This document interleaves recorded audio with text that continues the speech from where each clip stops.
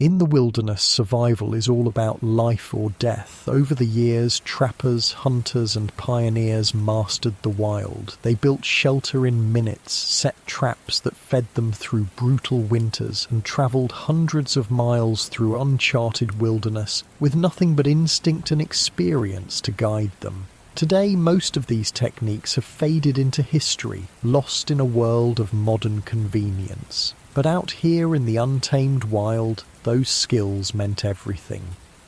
Here's what life was really like for the mountain men who carved out existence in North America's most dangerous frontier.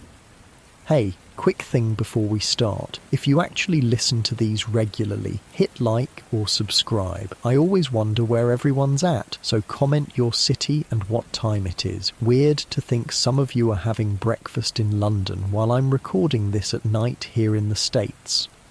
Alright, let's head back to the American frontier. Trust me, it's going to be quite a ride. But first, get comfortable. Seriously, adjust those pillows, pull up that blanket, because where we're going, you're going to want to be cozy. The cold hits you first. It always does. That knife-edge chill that slices through whatever sleep you manage to find. Your eyes crack open to darkness, the kind of pitch black that makes you wonder if you've gone blind overnight. The rough wool of your bedroll scratches against your face, stiff with frost, despite being tucked under the meagre shelter of pine boughs. October 1831. The Rocky Mountains don't care what month the calendar says. Winter comes when it damn well pleases up here, and it's coming now.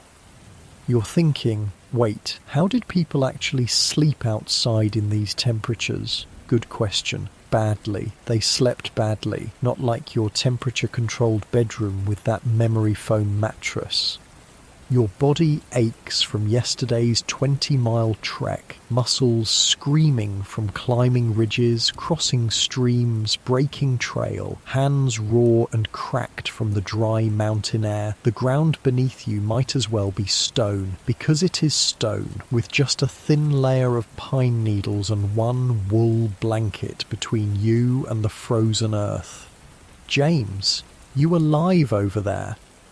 The voice comes from a few feet away, gravelly, worn by years of mountain winters and too much whiskey. Old Bill, your reluctant mentor in this life, already stirring despite the ungodly hour. Unfortunately, you croak back, your voice strange to your own ears, after days, with barely a word spoken between you.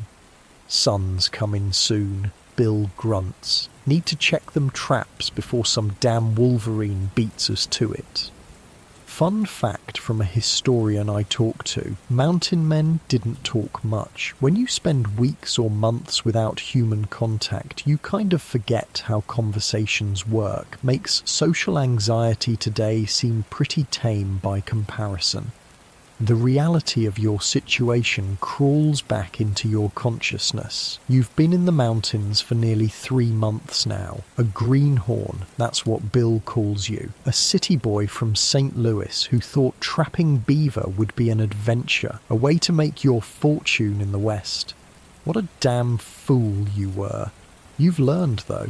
Had to. The mountains kill the unprepared faster than you can say hypothermia. Your stomach growls, reminding you it's been 2 days since your last proper meal. Stringy rabbit that Bill snared, cooked over a small fire. You're saving the last of the pemmican for true emergency. That's rule 1 up here. Ration like your life depends on it. Because it absolutely does. You hear that? Bill's voice cuts through your thoughts, suddenly alert. You freeze, straining your ears against the pre-dawn silence. Nothing at first, then. A snapping twig, something moving through the trees around your camp. Bear, you whisper, your heart suddenly hammering against your ribs. Bill shakes his head, eyes narrowed. Too careful for bear. The air shifts, a new smell carried on the breeze. Smoke. Wood smoke mixed with something else. the unmistakable scent of other humans. Blackfeet, Bill whispers, so low you barely hear it. Oh shit. I should explain something here. In 1831, the Blackfeet weren't exactly thrilled about trappers in their territory, like kill you and take your scalp. Not thrilled. Not without reason. Trappers were basically resource thieves from their perspective. Your hand finds the rifle beside your bedroll, fingers curling around cold metal. Easy, Bill murmurs. No need to die today. I know what you're thinking. Just shoot them. Yeah, that's a great way to get very dead very fast. Blackfeet warriors weren't exactly intimidated by one gun against potentially dozens of them. Bill slowly, carefully reaches for his possible bag, a leather pouch containing all his personal items. From it, he pulls something small, wrapped in cloth. Trade beads, he mouths silently. The sky is lightening now, faintest grey pushing back the darkness. Through the trees you catch glimpses of movement, not just one or two shapes, many. When they come, Bill whispers, you let me talk. You don't touch that rifle unless I say. You understand? You nod, mouth too dry to form words. The mountains are harsh, but the people, both native and newcomers, those are who you really had to worry about. Trust was as valuable as beaver pelts, and twice as rare. This situation, this is Tuesday for a mountain man. The constant knowledge that you're one wrong move away from death, not from wild animals or freezing or starving, though those are definitely on the table, but from other humans who see you as a threat or as walking supplies they need more than you do. You're suddenly very aware that your comfortable bed is thousands of miles and 190 years away.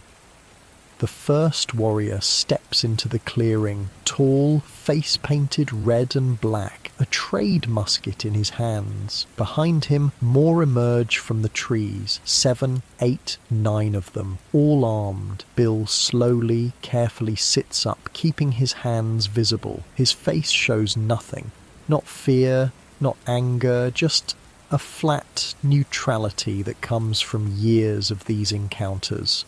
Speak any English? Bill asks, his voice steady. The lead warrior says nothing, dark eyes moving from Bill to you, then to your small camp, assessing, calculating. We got trade, Bill says, holding up the beads, then gesturing to their packs. Tobacco, too. You barely breathe, certain each heartbeat is your last. Your rifle seems impossibly far away now, useless against so many. The warrior speaks, not to Bill, but to the others behind him, a rapid flow of words you don't understand. What's happening? You mouth to Bill. He doesn't answer, his attention locked on the exchange happening among the warriors. The lead warrior steps forward, points at your packs, then at the stream nearby. They want to know if we've seen beaver sign, Bill translates, asking if we're trapping this valley. And just like that, you understand. They're not here to kill you, at least not yet. They're checking their hunting grounds, seeing if you're depleting the resource they also depend on. Tell them we just got here, you whisper. Tell them we're passing through. Bill nods, speaks in broken Blackfoot mixed with hand signs, points west, makes motion of travelling, shows empty hands to indicate no traps set yet. The lead warrior considers this, speaks again.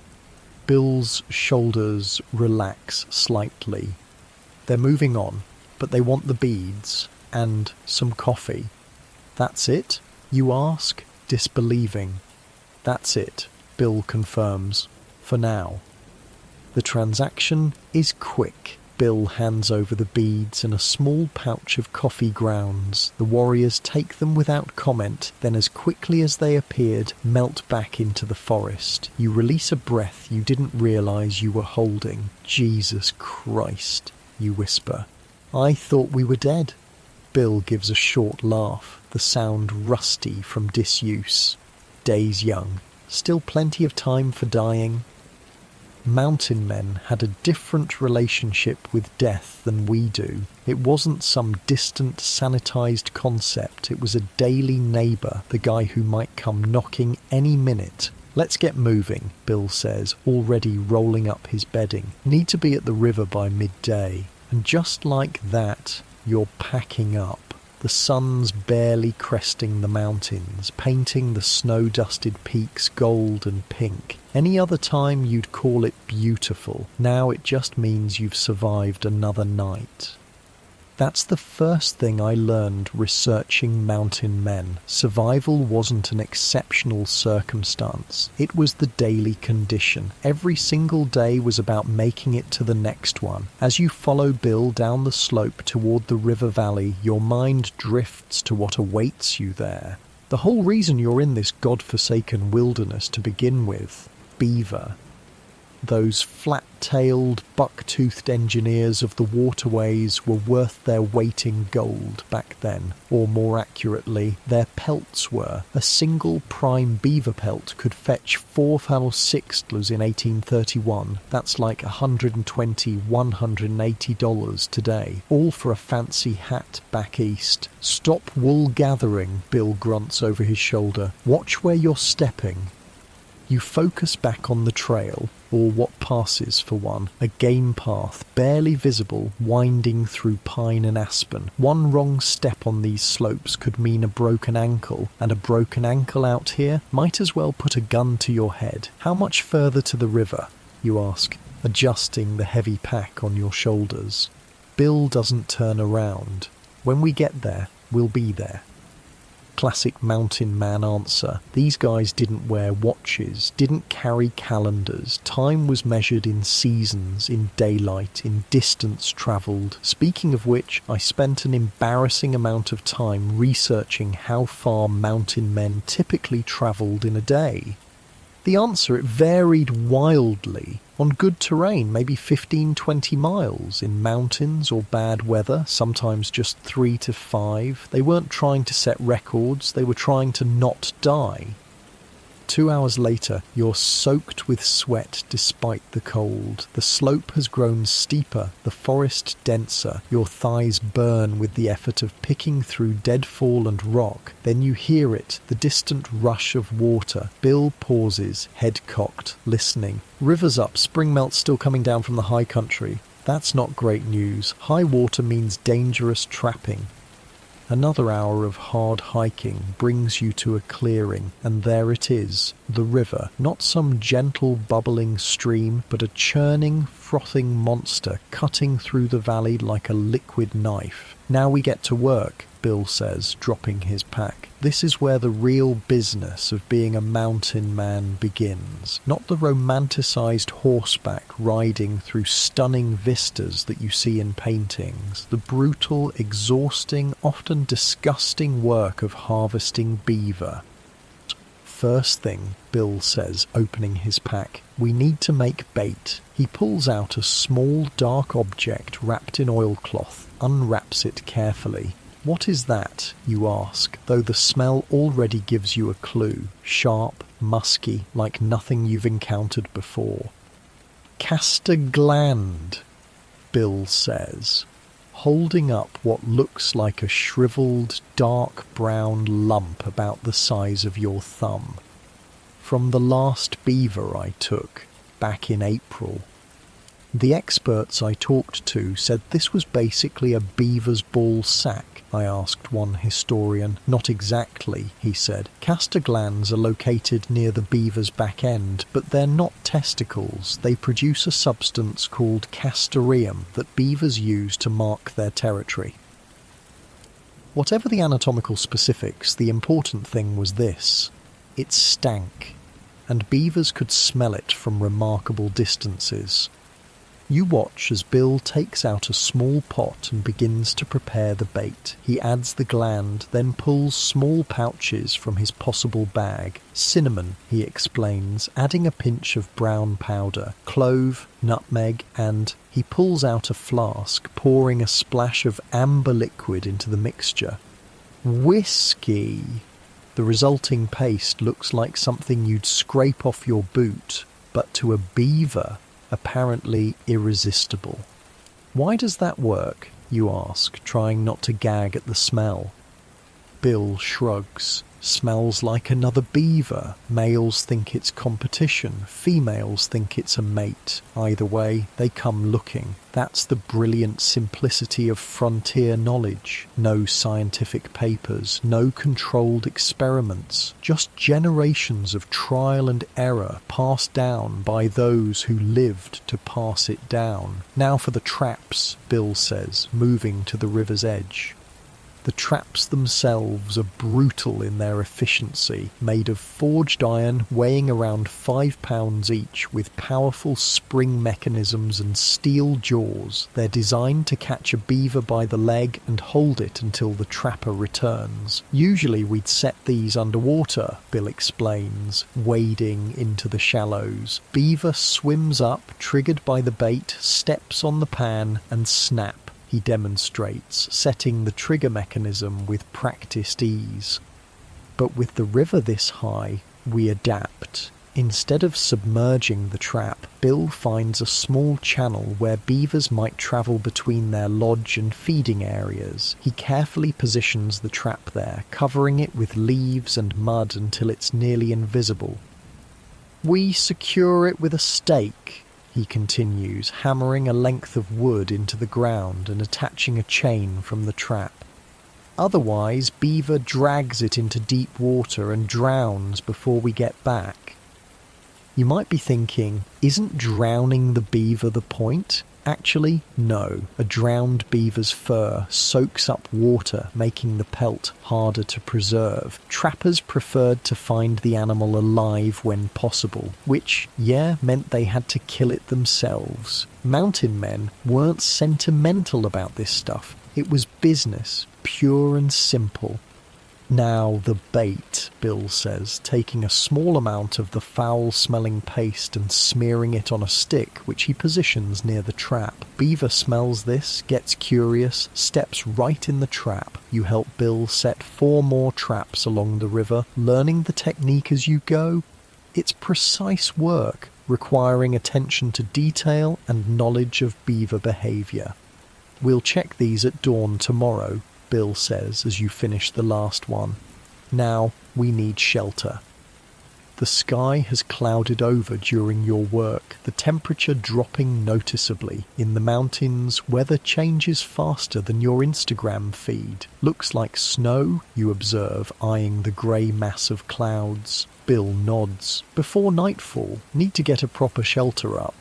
Not like the basic bedrolls under pine boughs from last night. With snow coming, exposure becomes your biggest threat. What kind of shelter, you ask? Wiki-up, Bill answers. Simple, effective. I spent some time with a wilderness survival expert learning about frontier shelters. Mountain men borrowed heavily from Native Americans, he told me. The wiki-up was basically a small dome-shaped structure made with a framework of poles covered with brush, bark, or hides. You spend the next 2 hours gathering materials, cutting saplings for the frame, collecting pine boughs, stripping bark from deadfall. The work is hard but warms you against the increasingly bitter wind. Bill directs the construction with few words, showing rather than telling how to bend and secure the saplings to create a dome about 5 feet high and 8 feet across. Big enough for 2 men and a small fire, he says, stepping back to assess the frame. Now cover it. You layer pine boughs over the structure, starting from the bottom and working up, creating overlapping rows like shingles to shed water, or in this case, snow.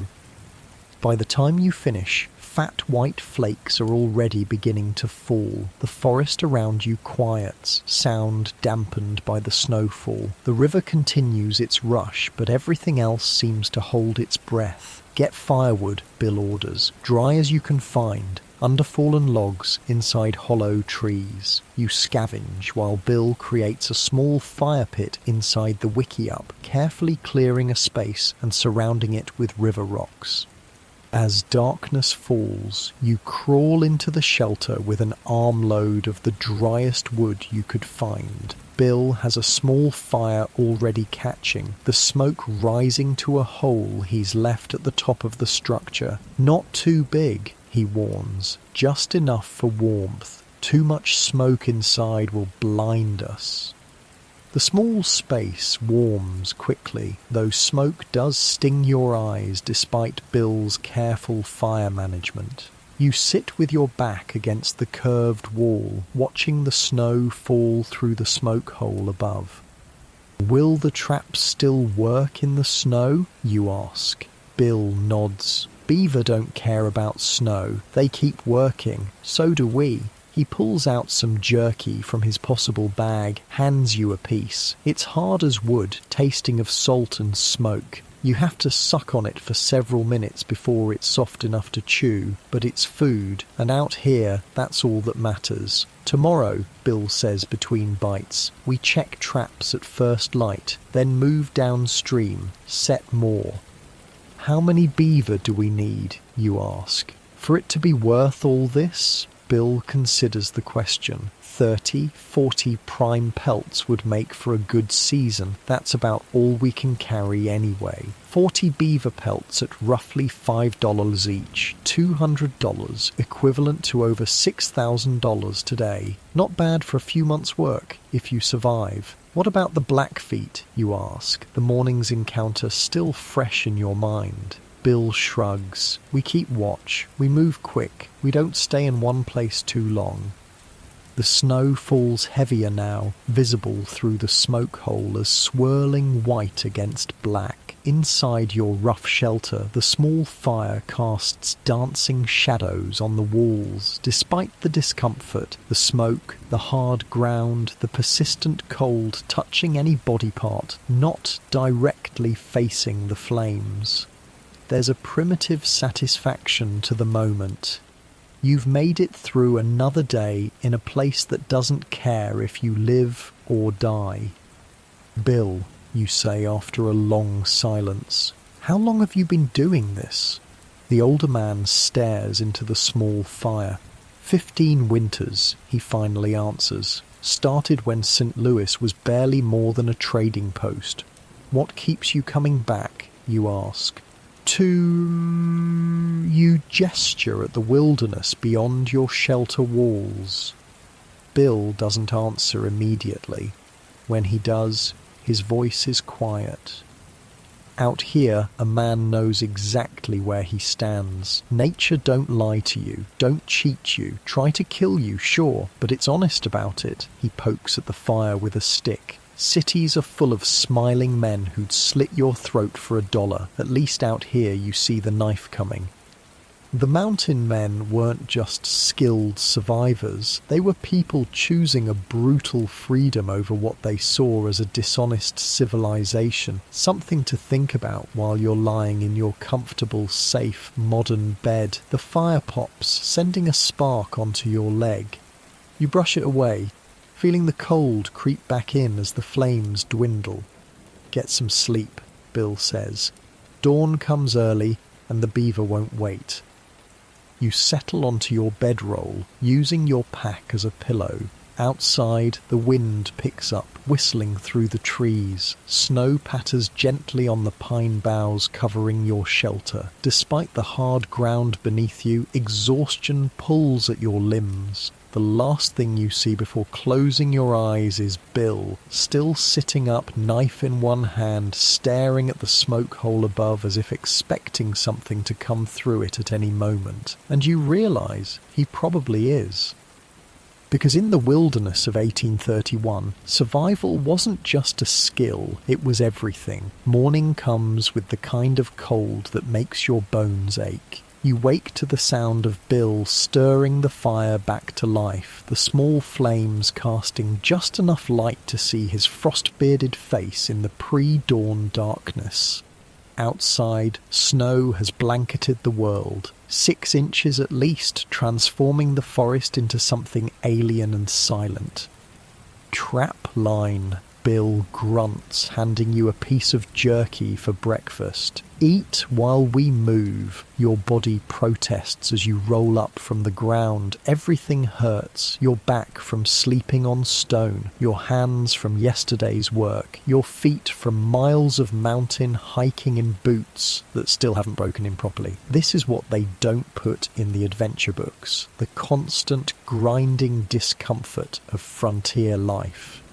What if the traps are buried in snow, you ask, voice rough from smoke and sleep. Bill gives you a look that clearly says he thinks you're an idiot. We find 'em, right. Of course, you crawl out of the wiki-up into a world transformed. The snow catches the first grey light of dawn, soft blue shadows stretching across untouched white. It would be beautiful if you weren't about to wade through it.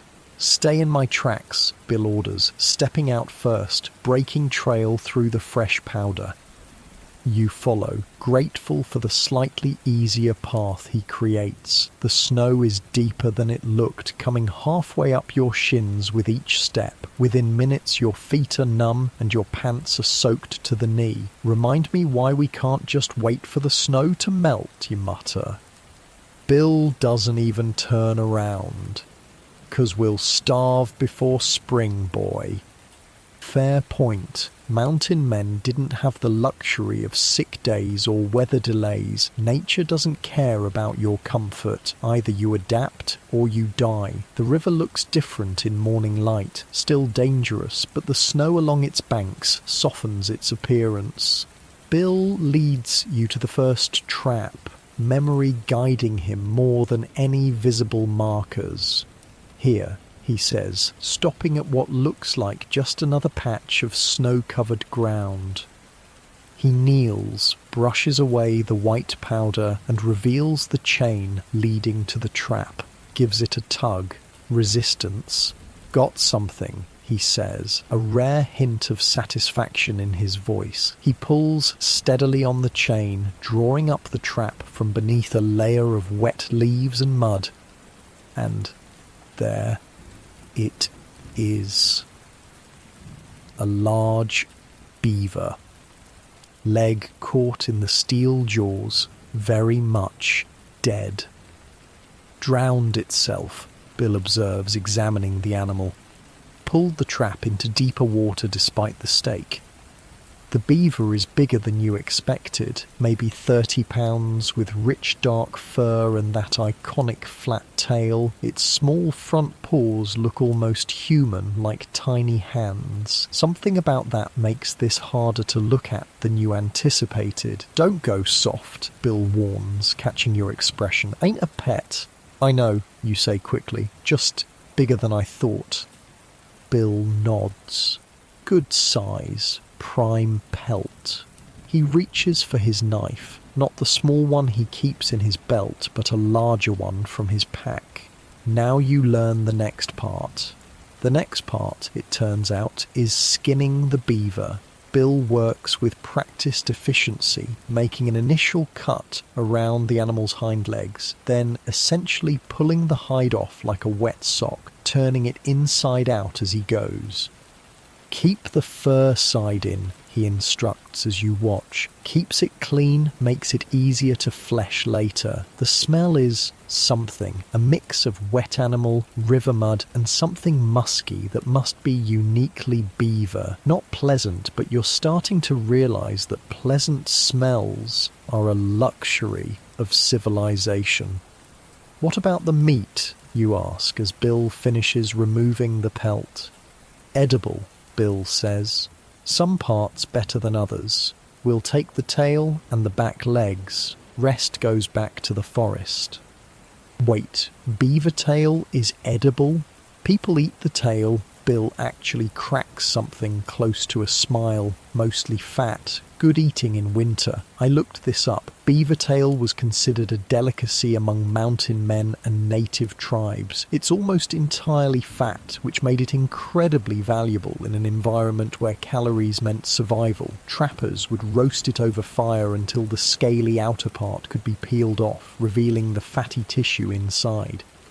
With the beaver processed, Bill resets the trap and moves on to the next location. You follow, now carrying one wet beaver pelt and a few pounds of meat wrapped in a piece of oilcloth. The second trap is empty, though clearly disturbed. Something set it off, Bill mutters, examining the mechanism. Could have been anything. Branch in the current, muskrat, even a fish. He resets it carefully, using more of the caster bait to refresh the scent.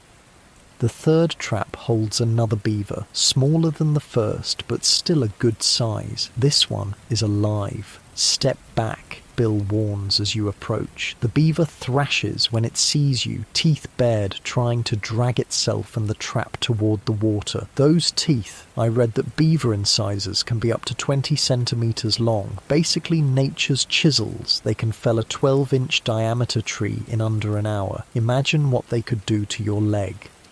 Bill approaches the animal from behind, and with a single precise blow of a short club he keeps in his belt, dispatches it. The efficiency is almost merciful, no prolonged suffering. Now you do the skinning, he says, stepping back. You hesitate, knife in hand. I don't want to mess up the pelt.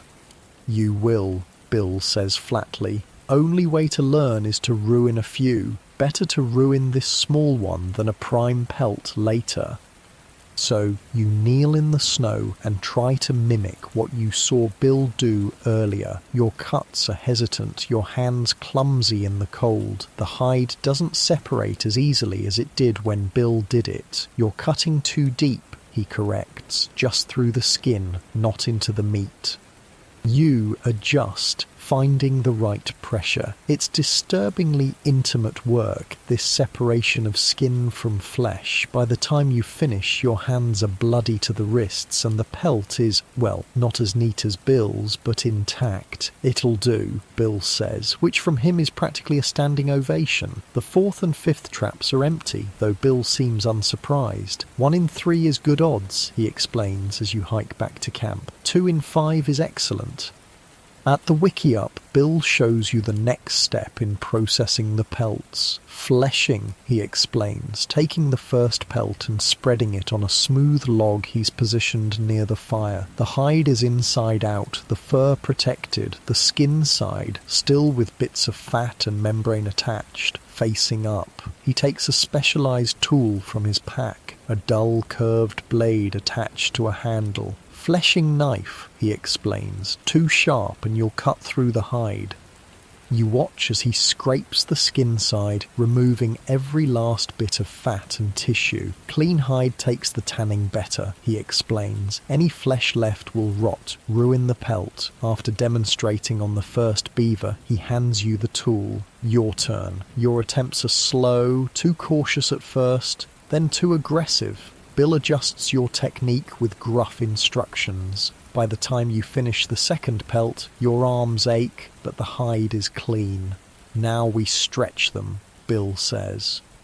He produces several metal hoops from his pack, circular frames about 2 feet in diameter. In the old days, we'd make these from willow branches, he explains. These travel better. The wet pelts are stretched over the hoops, the edges secured with small wooden pins pushed through the skin into the frame. When finished, they look like furry tambourines. They'll dry by tomorrow, Bill says. Then we pack them and move on. That's it? You ask. Bill shakes his head. That's just the start. At Rendezvous, we'll sell these to the company men. They'll send them east, where they'll be properly tanned and made into hats. The famous beaver hats, the entire reason for your presence in this wilderness. The fashion that drove men to the edges of the known world, risking death daily. What about the meat? You ask, nodding to the beaver parts you brought back. Stew, Bill says, but first we need to do something about those clothes of yours. You look down at your pants, soaked from the snow and now starting to freeze as the temperature drops again. Your once fine St. Louis garments were never meant for this life. What's wrong with my clothes? Bill snorts. Cotton kills, boy. Gets wet, stays wet, you freeze to death. Need something that works in this country. Like what?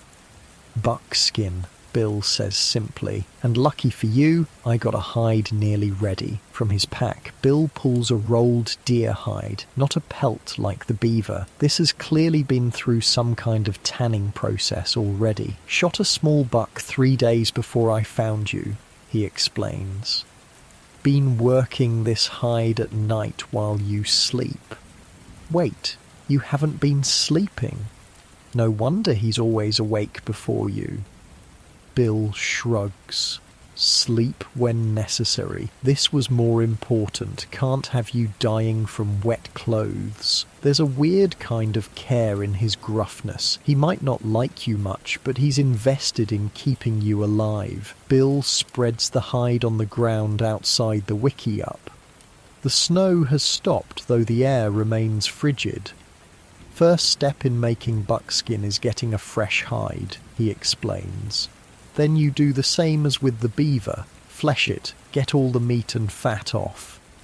The hide, he shows you, is clean, the hair already removed, leaving just the skin. Had to scrape the hair off, he explains. Different from beaver, we want the fur on those, but for buckskin, we want just the leather.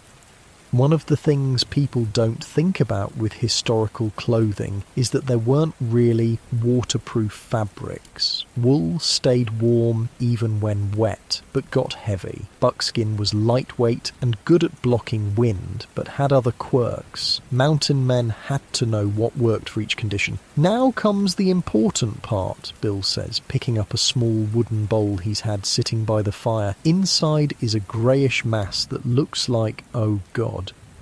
Is that, you start, already knowing the answer? Brains, Bill confirms. From the deer, every animal has just enough brains to tan its own hide. That's not just a mountain man saying, it's actually true for most animals. A deer's brain has enough oils and lecithin to adequately tan its own hide. Nature's perfect recycling system. You watch, fascinated and slightly nauseated, as Bill mixes the brains with warm water into a paste. He works this mixture deep into the hide, covering every inch of the surface. Brain oils break down the fibres, he explains as he works. Makes the hide soft, supple. Otherwise it dries hard as a board. The smell is distinctive. Not as bad as you feared, but definitely not something you'd want as a cologne. This stays on overnight, Bill says, rolling up the hide with the brain mixture inside. Tomorrow we'll wash it and start working it. That night you sleep better, despite the cold and the hard ground. Exhaustion is winning out over discomfort. You dream of beaver teeth and men wearing hides, of rivers rushing with gold coins instead of water. You wake to Bill's voice. Up, got work to do. The morning is clear, the sun rising in a cloudless sky that promises at least temporary better weather. After a breakfast of beaver tail, which is actually surprisingly good, rich and fatty like bone marrow, Bill retrieves the deer hide. Now we wash out the brains, he says, taking the hide to the river's edge. You help him rinse the hide thoroughly in the cold water. The brain mixture washes away, leaving the hide lighter in colour. Next part is the real work, Bill says, bringing the wet hide back to camp. For the next 2 hours you watch and then help as Bill demonstrates the process of softening the hide. This involves stretching, pulling and working every inch of the material as it dries. Keep it moving, Bill instructs. If it dries stiff, all that brain work was for nothing. You take turns pulling the hide over a smooth log, using your body weight to create tension, then working it with your hands, massaging the fibres. It's exhausting physical labour, the kind that makes your shoulders burn and fingers cramp. In the old days, Bill says between pulls, native women would chew the hide to soften it. Chew it? You repeat, horrified. Bill nods. Hours of chewing. Every inch makes for the softest buckskin. You look down at the hide in your hands with newfound appreciation. Think I'll stick with this method. By midday, the hide has transformed from a stiff, raw material to something soft and flexible, almost like cloth but stronger. The colour has changed too to a soft, yellowish tan. Not done yet, Bill says, just as you think the work might be finished. Most important step left, which is smoking, Bill says. Raw tanned hide gets wet. It stiffens right back up. Smoking fixes that. Bill constructs a small specialised fire pit a short distance from your wickiup. It's essentially a hole in the ground with a mound built up around it. Needs smoke, not flame, he explains, filling the pit with rotten wood and damp, punky logs that he's collected from the forest floor.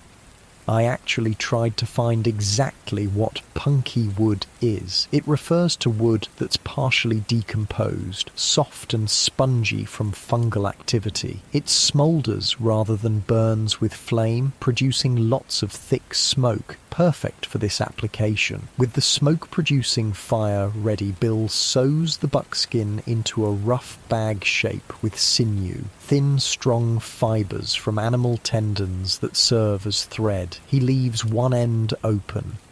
Now we let the smoke do its work, he says, setting up a tripod of sticks over the fire pit. He hangs the buckskin bag from this frame, the open end at the bottom positioned over the smoking pit. He places stones around the bottom edge to hold it in place and trap the smoke inside. Smoke goes in, can't get out, he explains. Penetrates every fibre.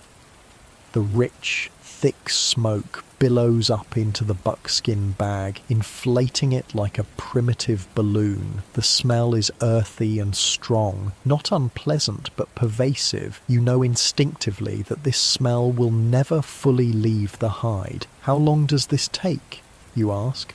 Hours, Bill says. Sometimes a day, depends on the hide, the smoke.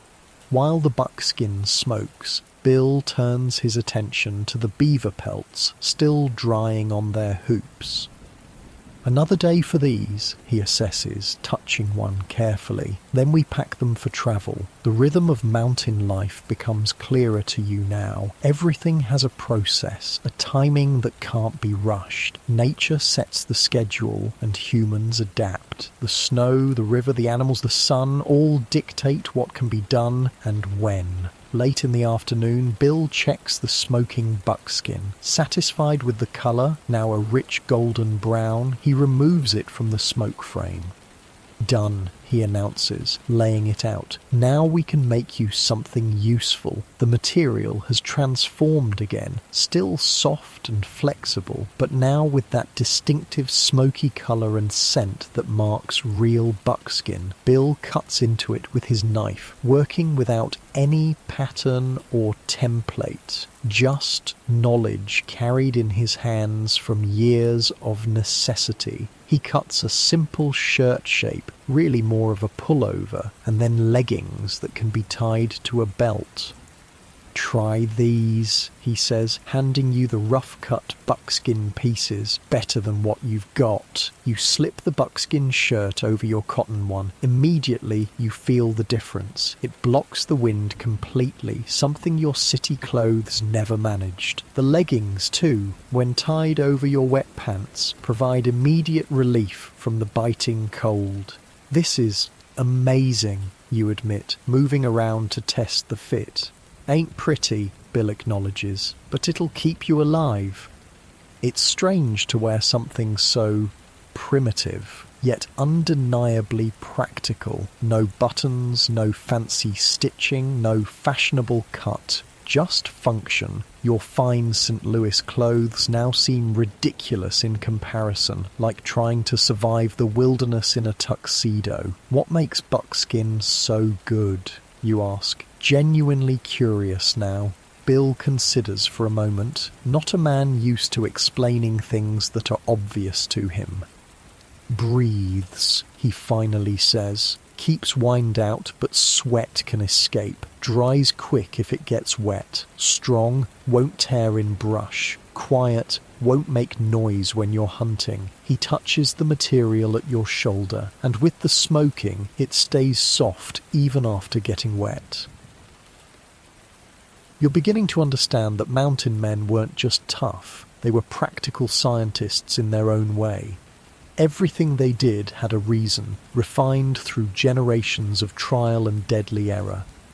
As evening approaches, you help Bill prepare another meal, this time a stew made from the beaver meat, enhanced with a few dried roots and herbs from his possible bag. It's rich and gamey, but hot and filling. Tomorrow we check the traps again, Bill says, as darkness falls. Then we move downstream. Need to set more. How far do we go, you ask? Until we find good beaver sign or hit Blackfeet territory, Bill answers. Then we turn and work back upstream. The life of constant movement. No home except what you carry or build each night. That buckskin will be your second skin out here, Bill adds, nodding at your new clothing. Treat it right. It'll last years. You look down at the rough garment, already feeling attached to it. This isn't just clothing, it's a tangible symbol of adaptation, of leaving behind the city boy and becoming something new. I've seen men die from the simplest things out here, Bill says, his voice low as he stares into the small fire. Not the bears or the Indians that get most, it's the little things. Wrong clothes, wet feet, not enough food stored, pride, you echo. Bill nods. Too proud to admit they don't know something? Too proud to change? He gestures at your buckskin shirt. City men come out here thinking they know better than those who've lived it. Nature sorts that thinking out real quick. The fire crackles in the silence that follows. Outside, an owl calls into the night. The temperature is dropping fast with the darkness, stars appearing in brilliant clusters through the smoke hole of your shelter. Get some sleep, Bill finally says. Dawn comes early. Always dawn. Always more work. The endless cycle of survival. You settle onto your bedroll, the ground no softer than before, but somehow your body less resistant to it, adapting like the buckskin, becoming something different with each passing day. Through half-closed eyes, you watch Bill cleaning his knife meticulously before sleep. Always prepared. Always thinking ahead to the next need, the next threat. Bill, you murmur, sleep already pulling at you. Thanks for the buckskin. He doesn't look up from his knife. Ain't kindness, just practical. But you're starting to understand that out here, keeping someone alive is the greatest kindness possible. As you drift towards sleep, you run your fingers over the soft buckskin of your new shirt, from deer to clothing in a matter of days, from living animal to survival tool through an ancient process that no factory could improve upon. In the city, you never thought about where things came from, what it took to make them. Out here, everything has a visible cost. Everything connects directly to life or death. Your last thought before sleep claims you is a strange realization. For the first time since arriving in this brutal wilderness, you feel something close to belonging. Not comfort, never that, but purpose, understanding. And the first faint echo of the knowledge that has kept mountain men alive in a land that wants them dead. Dawn brings a new sound that makes your blood run cold, cracking, shifting, the deep, ominous groan of ice moving against ice. Bill is already up, standing at the edge of your camp, looking toward the river with an expression you've learned to dread. What's happening, you ask, rolling stiffly out of your bedroll, the new buckskin clothing having kept you noticeably warmer through the night. Spring melt coming down from the high country, Bill says, nodding toward the sound. Rivers rising. You join him at the edge of the clearing. The river that yesterday was merely threatening is now genuinely terrifying. Swollen with snowmelt, it's at least 2 feet higher than the day before. The current has accelerated, carrying chunks of ice and entire trees ripped from upstream banks. "What about the traps?" you ask, already knowing the answer. Bill spits. "Gone, or soon will be." "All of them?" The dismay in your voice is clear. 2 days of work and valuable equipment just lost. "Part of the cost," Bill shrugs, though you can see the calculation happening behind his eyes. Traps were expensive, about $2 to $3 each in 1831. That's $60–90 in today's money each, and you'd set 5. "We need to cross," Bill says, after a long moment of staring at the water. You look at him like he's lost his mind. "Cross? That?" The river is at least 40 yards wide, running fast and violent, carrying debris that could easily kill a man. Swimming is suicide. "Need to check the other bank," Bill explains. "This side's getting trapped out, and we need to get ahead of that water. It'll flood this whole bottom by tomorrow." You stare at the raging water. How exactly are we supposed to cross that? For the first time since you've met him, Bill almost smiles. "We build a boat." "A boat," you repeat flatly. "Out here. With what?" Bill gestures to the forest around you. "With that, like the old-timers did." Mountain men were masters of improvisation. If they needed something, they made it from whatever was available. This is probably the most important survival skill of all. Not specific techniques, but the mindset that looks at a problem and figures out a solution using only what's at hand. "What kind of boat?" you ask, already mentally cataloguing the tools you have between you. "Bull boat," Bill answers. "Simple. Works. Used to be made with buffalo hide, but deer'll do in a pinch." You follow Bill back to your camp, where he dumps out his pack and begins sorting through his possessions. He pulls out an axe head, not mounted on a handle, just the metal head to save weight, and a coil of rawhide cord. "First, we need the right wood," he says, lashing the axe head to a stout branch he cuts with his knife. Primitive, but effective. The next 2 hours are spent gathering materials. Bill sends you to cut willow branches, long, flexible ones at least an inch thick at the base. Meanwhile, he heads deeper into the forest, returning with several straight pine saplings about 2 inches in diameter. "Willows for the frame, pine for support," he explains, dropping his load at the camp. "I checked with a wilderness survival instructor about bull boats. They were incredibly practical," he told me. "The design was borrowed from Native American craft, particularly Plains tribes, essentially a round coracle made with a wooden framework covered in hide. They weren't meant for long journeys, just crossing rivers or temporary use."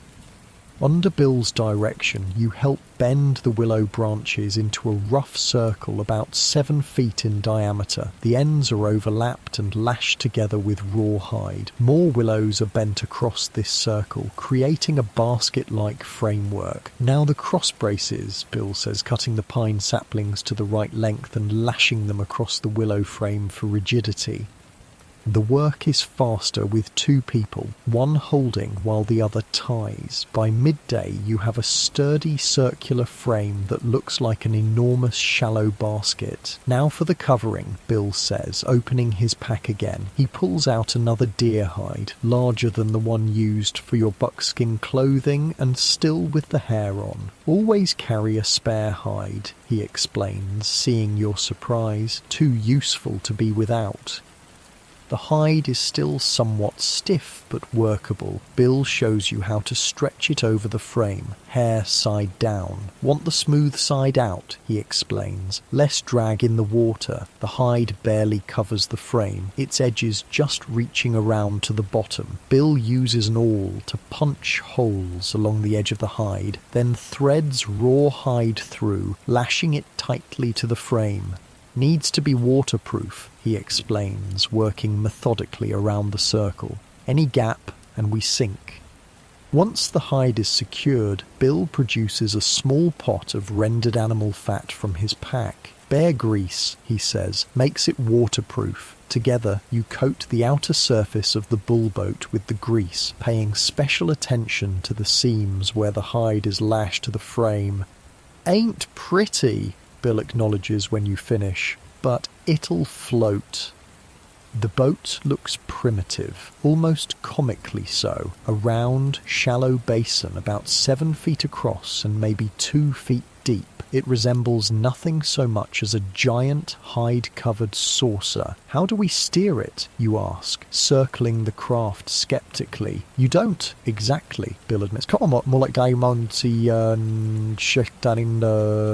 with what? I don't see any oars. Bill picks up a straight branch about 5 feet long, with this or your hands if needed. You look from the stick to the raging river and back again. You can't be serious. Dead serious, Bill says. Bullboats have crossed every river in the West. Not elegant, but they work. You help Bill carry the bullboat to the river's edge. Up close, the water is even more intimidating. Brown with silt, carrying all manner of debris, it moves with a power that makes your knees weak. We'll put in above that bend, Bill says, pointing upstream. Current will push us across and down. We aim to land there. He points to a spot on the far bank about a quarter-mile downstream. What about our gear, you ask? Most stays here, Bill says. We cross, scout the other side, then come back for it. Boat can't hold everything. That makes you feel marginally better. At least when this thing sinks, you won't lose everything you own.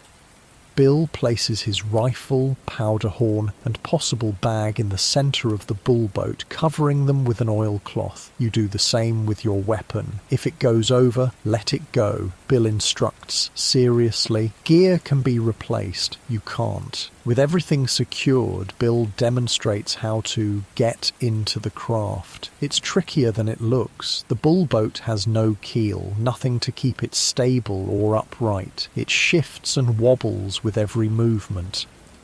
Low centre of gravity, Bill advises, kneeling in the bottom rather than sitting. Keep weight in the middle. You follow his example, kneeling opposite him in the round craft. Even with just the two of you and minimal gear, the bullboat sits low in the water, its rim only about 6 inches above the surface. Ready? Bill asks, using the stick to push away from the bank. No, not even remotely, but you nod anyway. The current grabs the bullboat immediately, spinning it like a leaf in a gutter. Bill digs his stick into the water, attempting to guide your direction more than actually propel the craft. Use your stick, he shouts over the rush of water. Other side.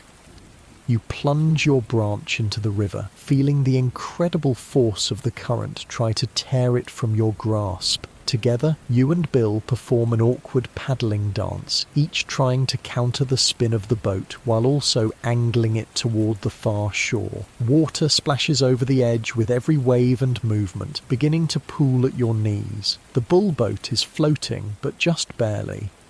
Keep bailing, Bill orders, and you realise he's been using his free hand to scoop water out of the boat. You do the same, alternating between paddling and bailing as the river carries you downstream at alarming speed. The banks blur past, trees and rocks mere smears of colour in your peripheral vision. Something slams into the side of your craft, a submerged log or rock, sending it into a frenzied spin. Water pours in over one side. Shift your weight, Bill barks, already moving to the high side. You scramble to follow, nearly capsizing the boat in the opposite direction before finding a precarious balance. More water has entered, now nearly covering the bottom completely. Bail faster. You abandon any pretense of steering, focusing entirely on scooping water out as quickly as possible. Your arms burn with the effort, hands numb from the frigid river. The far bank is approaching fast, too fast. At your current speed, you'll slam into it rather than gently beach. Back paddle, Bill shouts, driving his stick into the water against the direction of travel. You follow suit, straining against the current. The bullboat slows marginally, still spinning but with slightly less velocity. 50 yards from shore, you hit another obstacle. This time, the impact is enough to throw you forward onto your hands and knees, sending a wave of water into the craft. "We're going over," Bill yells, already grabbing his rifle and possible bag. The bullboat tilts dangerously, one edge dipping below the surface. Water pours in. In seconds, you're floating in a hide bathtub filled with river water. "Abandon," Bill commands, rolling over the side into the river. You clutch your rifle and follow, the shocking cold of the water stealing your breath. The current immediately grabs you, pulling you downstream as the waterlogged bullboat capsizes completely behind you. The river is deep, over your head in places, forcing you to swim one-armed while keeping your rifle above water. The current tosses you like a toy, spinning you so that you lose all sense of direction. A branch slams into your back, knocking what little air remains from your lungs. You gasp, swallowing water, panic rising as your head goes under. Then your feet hit something solid, a sandbar. You push up, breaking the surface, coughing and sputtering. The water here is only chest deep, allowing you to wade rather than swim. "This way," Bill's voice calls from ahead. You spot him closer to shore, fighting through waist-deep water toward a small cove where the current slackens. You follow, each step a battle against the flow, trying to sweep your feet out from under you. Finally, you stagger onto the shore, collapsing on the rocky bank. Your rifle, miraculously, is still in your grasp, though thoroughly soaked. Your powder will be useless until dried. "Boat's gone," Bill states the obvious, watching the remains of your craft disappear around a bend downstream. "That was your plan," you gasp when you can speak again. "That death trap?" Bill shrugs, already wringing water from his buckskin shirt. "Got us across, didn't it?" You want to argue, but he's not wrong. Despite the terrifying journey and ultimate destruction of the bullboat, you have indeed reached the far shore. "Would have worked better in calmer water," Bill admits. "But we didn't have calm water. That's the reality of frontier life right there. You use what you have, not what you wish you had. Perfect solutions are a luxury of civilization. The next hour is spent recovering, drying your weapons as best you can, wringing out clothes and assessing your situation. The buckskin clothing, though soaked, has performed surprisingly well. It hasn't become heavy and cumbersome like wool or cottonwood. "We'll need fire," Bill decides, looking at the western sky where clouds are gathering again, temperatures dropping. You help gather wood, your hands still shaking from cold and adrenaline. Bill uses the flint and steel from his possible bag, thankfully waterproofed in oilcloth, to spark a flame. Within minutes, a small fire burns on the shore. "Strip," Bill orders, already removing his clothes to dry them by the fire. In the city, you die of embarrassment. Out here, you comply without hesitation. Modesty means nothing compared to avoiding freezing to death in wet clothing. As your clothes steam by the fire, Bill surveys the new territory you've reached. The far bank is steeper, more wooded, with less evidence of human presence. "Better trapping here," he observes, scanning the shoreline. See those trees? He points to several aspens and cottonwoods with trunks gnawed at the base. Beaver sign, fresh, good-sized colony nearby. Despite the harrowing river crossing, you feel a surge of something like excitement. This is why you came west, after all. For opportunity, for beaver, for profit. How do we get back, you ask, suddenly remembering all your gear on the other shore. We don't, Bill says simply. Not today, maybe not for weeks. You stare at him. But our supplies... Trap here first, Bill cuts you off. Work this bank until we have enough pelts to make the crossing worthwhile. River might be lower by then. And if it's not, Bill shrugs. Build another boat, better one, with more time. The casual acceptance of this setback is perhaps the most important lesson you've learned so far. Plans change, nature intervenes, adapt or die. Can we build a proper shelter, you ask, eyeing the darkening sky. Bill nods. Need to move away from the river first. Find higher ground before this bank floods too. Once your clothes are merely damp rather than soaking, you dress and help Bill extinguish the fire. With minimal gear and no food except Bill's small emergency rations, you follow him up a game trail leading away from the river. Half a mile inland, the terrain rises to a small ridge covered with pines. Bill chooses a spot on the leeward side, protected from the prevailing wind. Here, he decides, good drainage, shelter from weather, close enough to water but safe from flooding. The shelter you build is more substantial than the previous night's wickie-up. With more time and the immediate threat of the river receding, Bill shows you how to construct a lean-to using fallen timber for the main support and pine boughs for the roof and sides. Angled to reflect fire heat, he explains, building a long, narrow fire pit parallel to the open side of the shelter. By nightfall, you have a surprisingly comfortable camp established. The lean-to is large enough for both of you to stretch out, with the fire providing a wall of heat that reflects off the sloped roof. Tomorrow we make new traps, Bill says as darkness falls. Can't replace the iron ones, but we can make deadfalls. Deadfalls, you ask. Log traps. Primitive, but they work. Indians used them before white men brought steel. The thought of starting from scratch is daunting, but there's also a strange pride in the knowledge that you can, that you're not helpless without manufactured tools, with no food except a small piece of jerky each from Bill's emergency supply. You go to bed hungry, but the shelter is warm, the fire crackling comfortingly, and exhaustion soon pulls you towards sleep. Bill, you say as your eyes grow heavy. Why do mountain men use bull boats instead of, I don't know, real boats, canoes or something? Bill shifts in his bedroll. Wait, he answers simply. Can't carry a canoe over mountains. Bull boat you build when needed. Use it. Leave it. Build another somewhere else. The perfect tool for men who travel light and adapt to their surroundings rather than trying to bring civilization with them.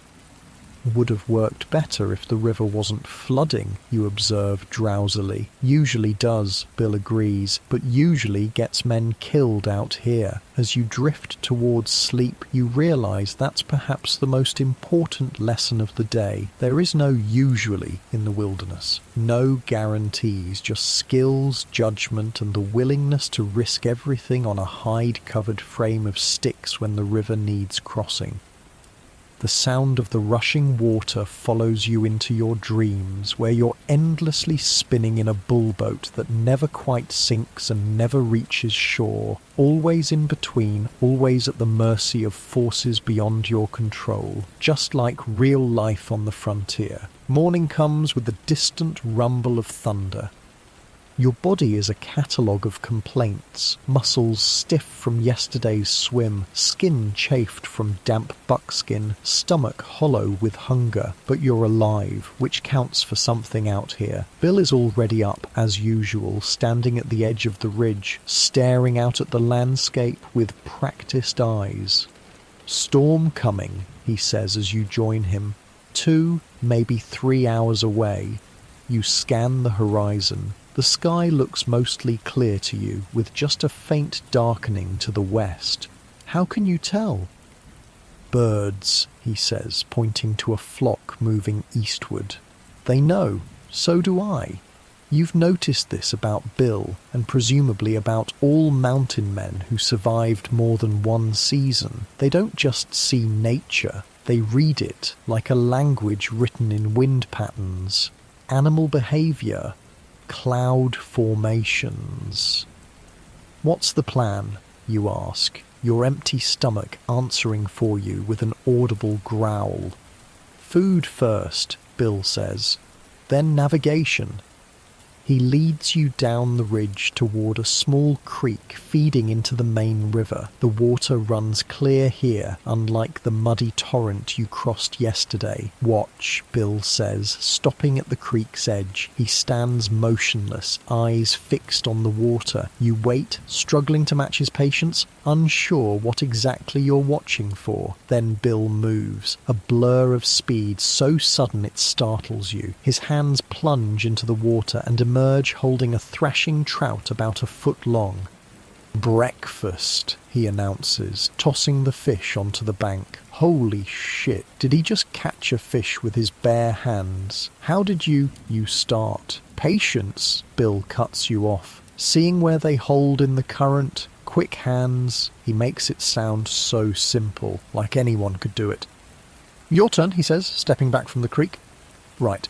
Because of course he expects you to catch a fish with your bare hands now. You kneel where Bill stood, studying the water. It's clear but moving swiftly, flowing over and around rocks. You can see small fish darting in the current, but they seem impossible to catch. Look for the bigger ones, Bill advises. They hold behind rocks, out of the main current. Wait for them to stop moving. You focus, trying to see what he sees. The minutes stretch out, your knees getting damp from the creek bank. Just as you're about to give up, you spot it, a larger shadow, mostly still, hovering behind a submerged boulder. Without thinking, you lunge. Your hands hit cold water, close around something solid and squirming, then nothing. The fish slips through your fingers and darts away. Almost, Bill says, and coming from him, it's practically a compliment. Again. It takes 3 more attempts before you succeed. Your hands finally close around a trout, smaller than Bill's, but definitely a meal, and you manage to fling it onto the bank before it can wriggle free. Got one, you exclaim, more excited than you've been in days. Bill nods. That's how it's done. Not fancy, just works.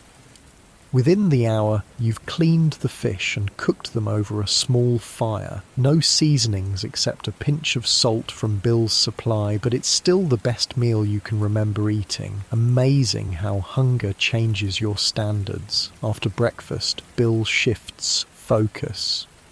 Need to know where we are, he says, leading you back to the ridge. And where we're going. Don't you have a map? You ask. Bill gives you a look. Paper maps out here? Useless. Rivers change course. Landmarks burn or fall. Man who trusts a paper map is a man who'll die lost. So how do mountain men navigate? Not with compasses and sextants like sailors, and certainly not with the detailed survey maps that wouldn't exist for decades. The rivers are our roads, Bill explains, gesturing toward the main waterway visible below your ridge. Learn them, you can travel anywhere.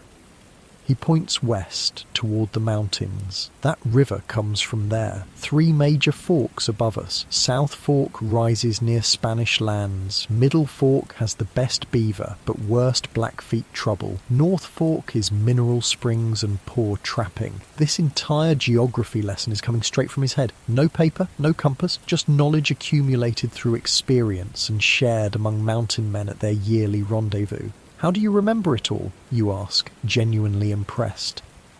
Bill taps his temple. Man who forgets dies. Simple as that. He leads you back down to the river, to a spot where a fallen tree provides a natural overlook of the water. River tells you everything you need to know, he begins, pointing to the water. Colour tells you what's upstream. Clear water means rock. Brown means soil, could be recent rain or snowmelt. White water means obstacles. I looked into this. Mountain men really did read rivers this way. The colour and turbidity of water gave them critical information about conditions upstream, which could make the difference between safe travel and disaster. Bill points to a spot where the current forms small standing waves. See how water humps there? Submerged rock or log. Dangerous. He indicates another area where the water forms small whirlpools. Deep spot there. Good fishing, but dangerous swimming. The river is suddenly transformed before your eyes, no longer just water flowing downhill, but a complex map of information, revealing depths, hazards, fishing spots, animal crossings and travel routes. What about direction, you ask? How do you know which way is which without a compass? Bill points up. Sun rises east, sets west, always. And at night, or when it's cloudy, stars, he says simply. North Star doesn't move. Rest of the sky turns around it. He shows you how to find Polaris, the North Star, by using the pointer stars in the Big Dipper. Find that. You always know north, he says. South is behind you. East right, west left. What if you can't see the stars either? You press. Cloudy night? Then you pay attention during daylight, Bill says with mild irritation. Note landmarks. Remember where water flows, always downhill. Moss grows thicker on the north side of trees. I've heard that's not always true, you interject, remembering something from a book. Bill gives you a withering look. Books tell you what always happens. I'm telling you what works most times. Difference between knowledge and wisdom. He leads you further along the river, moving upstream. You notice he's studying the banks carefully, stopping occasionally to examine tracks in the mud or broken twigs. Or reading sign, he explains when he catches your questioning look. Everything leaves traces. Beaver, elk, wolf, man. Learn to see what's written on the land. He points to a muddy patch near the water. Deer, 2 of them, doe and yearling, came to drink at dawn today. You see the tracks, but you'd never have known how many deer, their ages, or when they passed. How can you tell it was dawn? You ask. Bill points to the track edge. Still sharp. If they came yesterday, overnight frost would have softened the edges. No frost yet when they passed. Means dawn. This level of observation seems superhuman to you, but it's just the baseline skill for survival in the wilderness. Anyone less observant was already dead. As you continue upriver, Bill suddenly freezes, raising a hand for you to stop. He drops into a crouch, motioning you to do the same. What? You whisper, scanning for danger. Bill points silently across the river to a small clearing. At first you see nothing, then movement. A massive brown form emerges from the trees. Bear, grizzly bear, and not just any grizzly. The biggest animal you've ever seen in your life. Don't move, Bill breathes, barely audible. Wind's in our favour. He doesn't know we're here. The bear ambles to the river's edge, seemingly unconcerned with anything but the water. It dips its enormous head to drink, then straightens and appears to scan the opposite bank. If he swims across, Bill whispers. What do we do? You whisper back, heart hammering in your chest. Hope our rifles still work after yesterday's swim. I researched grisly encounters with mountain men. They were terrifyingly common. A single swipe from a grizzly could decapitate a man. Their hides could absorb multiple musket balls without stopping the bear's charge. They were the apex predator of the Rocky Mountains, and mountain men respected them accordingly. For long minutes, you remain frozen, watching the bear move along the far bank. Finally, to your immense relief, it turns and disappears back into the forest. That, Bill says as he straightens, is why you always know what's around you, always have an escape route, always have your weapon ready. Have you ever had to shoot one? You ask, still trembling slightly. Bill nods grimly. Twice, never by choice. You continue upstream, but with a new awareness of your surroundings. That bear is still out there, maybe watching you even now. The wilderness suddenly feels more alive, more dangerous. After about 2 miles of hiking along the riverbank, Bill stops at a spot where a small tributary feeds into the main river. Good beaver spot, he declares, examining the muddy banks and nearby trees. Clear sign. You see what he's seeing now, the distinctive gnaw marks on aspen trunks. The slides where beaver have dragged branches to the water, even a partially constructed dam across the smaller stream. No iron traps, you remind him. Don't need 'em, Bill says, going to make deadfalls instead. He leads you into the woods to find materials. Over the next 2 hours, he demonstrates how to build a primitive beaver trap using only what the forest provides. It's essentially a heavy log positioned to fall on the animal when it triggers a release mechanism. Not as reliable as steel traps, Bill admits as you finish setting the first one, but they work. Indians trapped beaver for generations before white men came. You help construct and set 5 more deadfalls in locations Bill identifies as likely beaver paths. The work is time-consuming but satisfying in a primal way. You're creating something functional using only natural materials and knowledge. As you finish the last trap, the sky has darkened considerably. The storm Bill predicted is approaching fast, clouds building into towering grey masses. Need shelter, Bill says, eyeing the sky. Proper one this time. Could be here a while. He leads you to a spot about 100 yards from the river on slightly elevated ground with good tree cover. This'll be our main camp, he decides, close to water and trapping, high enough to avoid flooding, sheltered from wind. What follows is a lesson in frontier architecture. Unlike the temporary wiki-up or lean-to of previous nights, Bill intends to build something more substantial. Half-faced camp, he explains. Good for longer stays. The structure starts with 2 trees about 10 feet apart. A stout pole is lashed between them at about 6 feet high, creating a ridgepole. From this, smaller poles are angled down to the ground, forming a sloped roof frame. Steeper angle than a lean-to, Bill explains. Sheds rain better.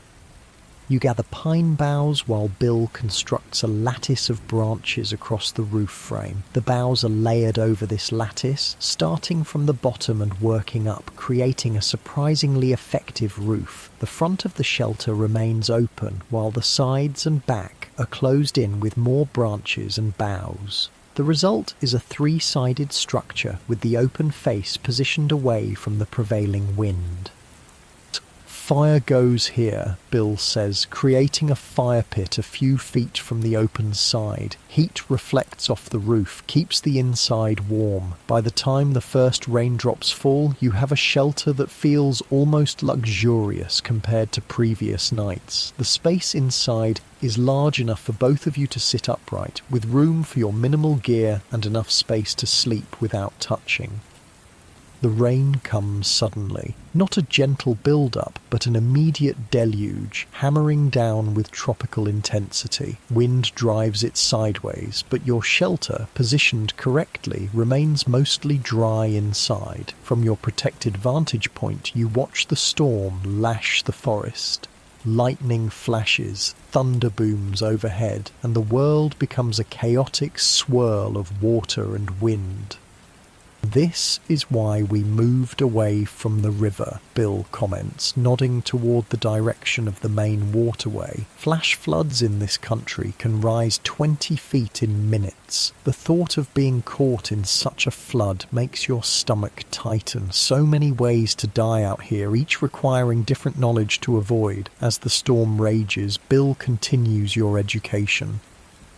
River's the key to everything," he says, whittling a piece of wood by the small fire you've managed to keep going inside your shelter. Knowing where it goes, what connects to what. He uses his knife to scratch a crude map in the dirt floor of your shelter. "We're here," he says, marking a spot. "River flows east, eventually joins the Missouri. Follow it west instead. It leads to the high passes." His knife traces the watercourse, adding tributaries and landmarks. "This creek we're on joins 2 miles upstream. Follow it north 3 days. You hit hot springs. Good wintering spot." The map expands as he talks, not just showing physical features, but adding layers of information. "Blackfeet hunt here in summer."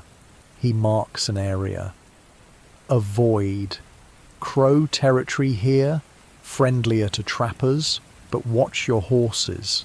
Sioux over here, depends on the band whether they'll trade or take your scalp." It strikes you that Bill carries this entire complex geography in his head, not just the physical terrain, but the human terrain as well, the invisible boundaries between tribal territories, the seasonal movements of both animals and people, the safe routes and danger zones. "How do you remember all this?" you ask again, genuinely astonished. Bill looks up from his whittling.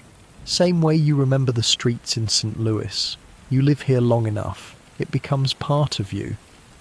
The rain continues through the afternoon and into evening. You venture out only briefly to check that the rising water hasn't reached your camp and to gather more firewood from under fallen logs where it's stayed dry. By nightfall, you've settled into an almost comfortable routine in your new shelter. The fire keeps the space warm despite the dropping temperature outside. Bill teaches you how to make pine needle tea, not delicious but hot and containing vitamin C that helps prevent scurvy.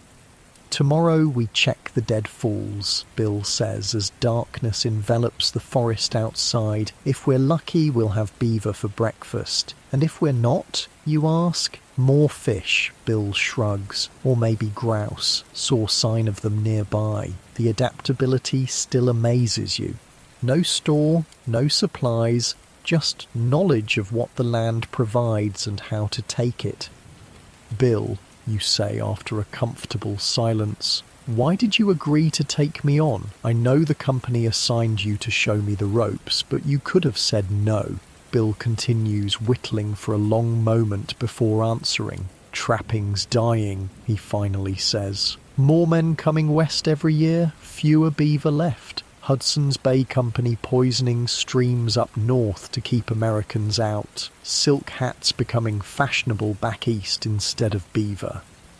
He tests the edge of his knife with his thumb. "Few more years, this life will be gone. Thought someone ought to remember how it was done." The admission surprises you. It's the most Bill has shared about his thoughts or motivations since you met him. "So you're teaching me so I can tell others?" you ask. Bill snorts. "I'm teaching you so you don't die before summer. What you do with the knowledge after that ain't my concern."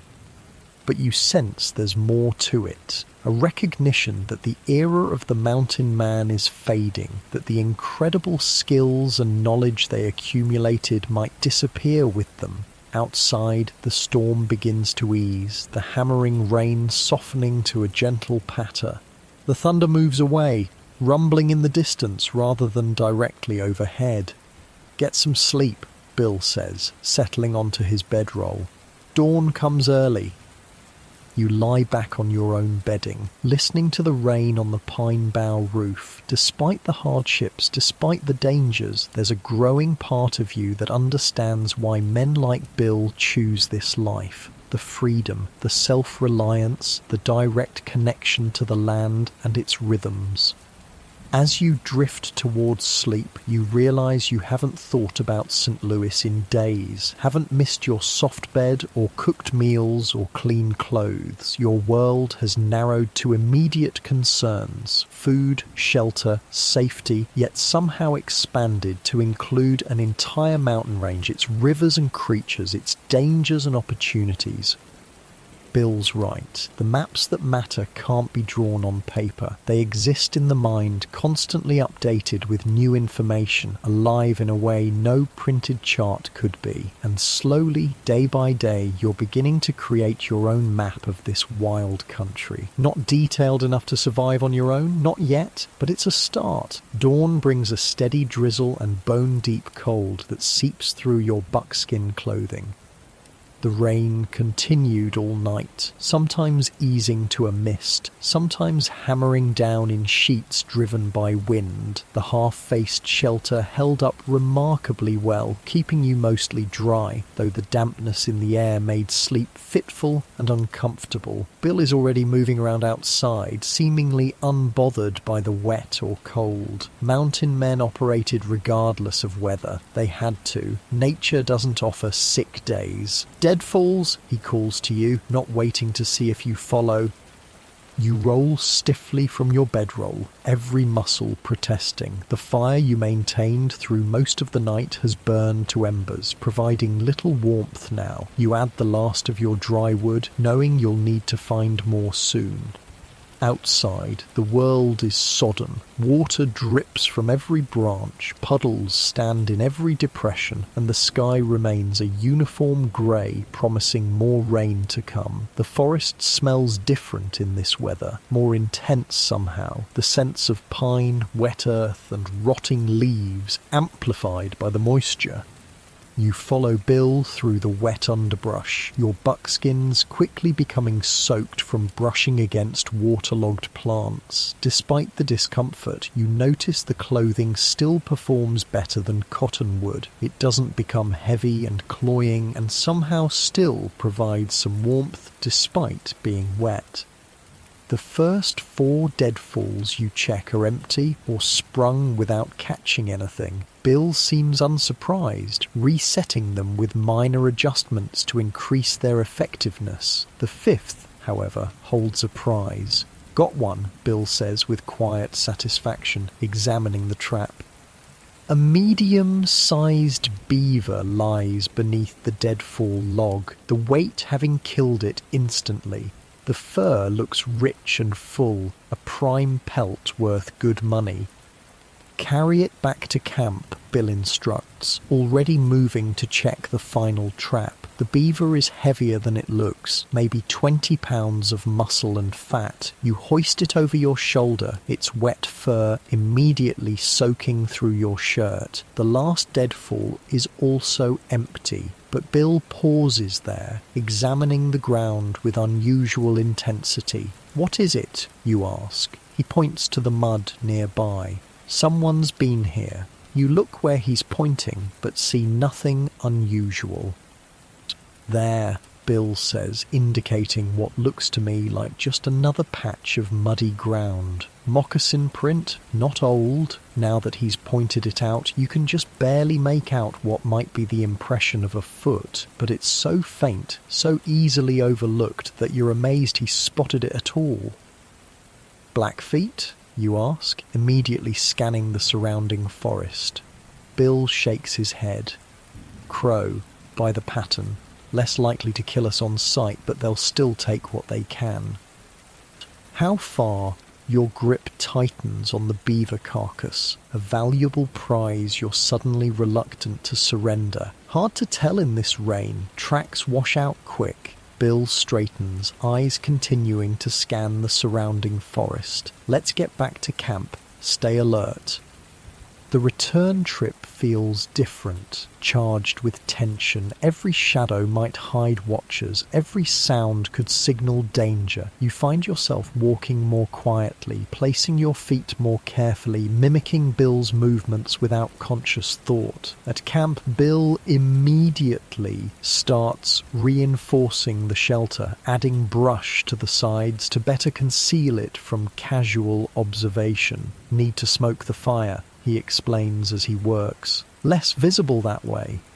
While he finishes the shelter improvements, you set to work processing the beaver. The skinning process is becoming more familiar now, your hands remembering the motions Bill taught you. You're careful to preserve the valuable castor glands. They'll be needed to bait more traps. With the pelt removed and stretched on a frame improvised from branches, you turn to the meat. Beaver flesh is dark, rich with fat that will be invaluable for the calories it provides. You cut steaks from the hindquarters as Bill taught you, setting aside the flat, paddle-like tail for special treatment. When Bill returns, he nods approval at your work. Fire's gone, he notes, looking at the cold ashes where your morning fire had been. Used the last of the dry wood, you explain. Everything else is soaked. Bill grunts. Time you learned proper fire making then. Most important skill out here. You've made fires before, of course. In St. Louis, with properly dried wood, newspaper and matches, it was simple. Even your first nights on the trail, Bill had handled the fire making, always seeming to produce flame with minimal effort despite conditions. Thought we'd need to find dry wood first, you say, looking doubtfully at the sodden forest around you. Wood's everywhere, Bill says. Dry tinder is what matters, and knowing how to use what you have. He kneels by the cold fire pit and opens his possible bag. From it, he removes a small leather pouch, a piece of oddly shaped steel, and a grey stone about the size of his thumb. Flint and steel, he explains, holding up the items. Never leave camp without them.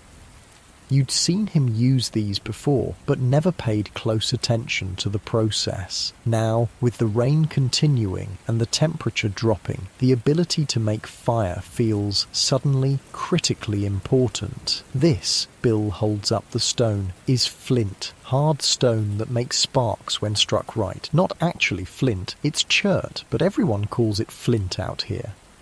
He shows you the steel striker next, a C-shaped piece of high-carbon steel with a handle portion. Striker, angle matters, technique matters. I spent time with a wilderness survival instructor learning this process. Modern people think of flint and steel as primitive, he told me, but it was high technology for its time. The steel had to be precisely the right carbon content. The technique had to be exactly right. It was the difference between life and death in cold, wet conditions. Bill continues removing items from his fire kit. A small tin appears, which he opens to reveal what looks like blackened cloth scraps. Char cloth, he explains. Most important part, cotton or linen cloth that's been partially burned in the absence of oxygen. Catches sparks, holds an ember. The process seems more complicated than you expected, not just striking steel on stone, but a whole system of specialized materials. Always keep char cloth dry, Bill emphasizes, showing how his tin is sealed against moisture. No char cloth, no fire. Simple as that. Next, he pulls out a small bundle of what looks like dried grass and shredded bark. Tinder bundle. Collect material whenever you find good stuff. Keep some in an oilskin for emergencies.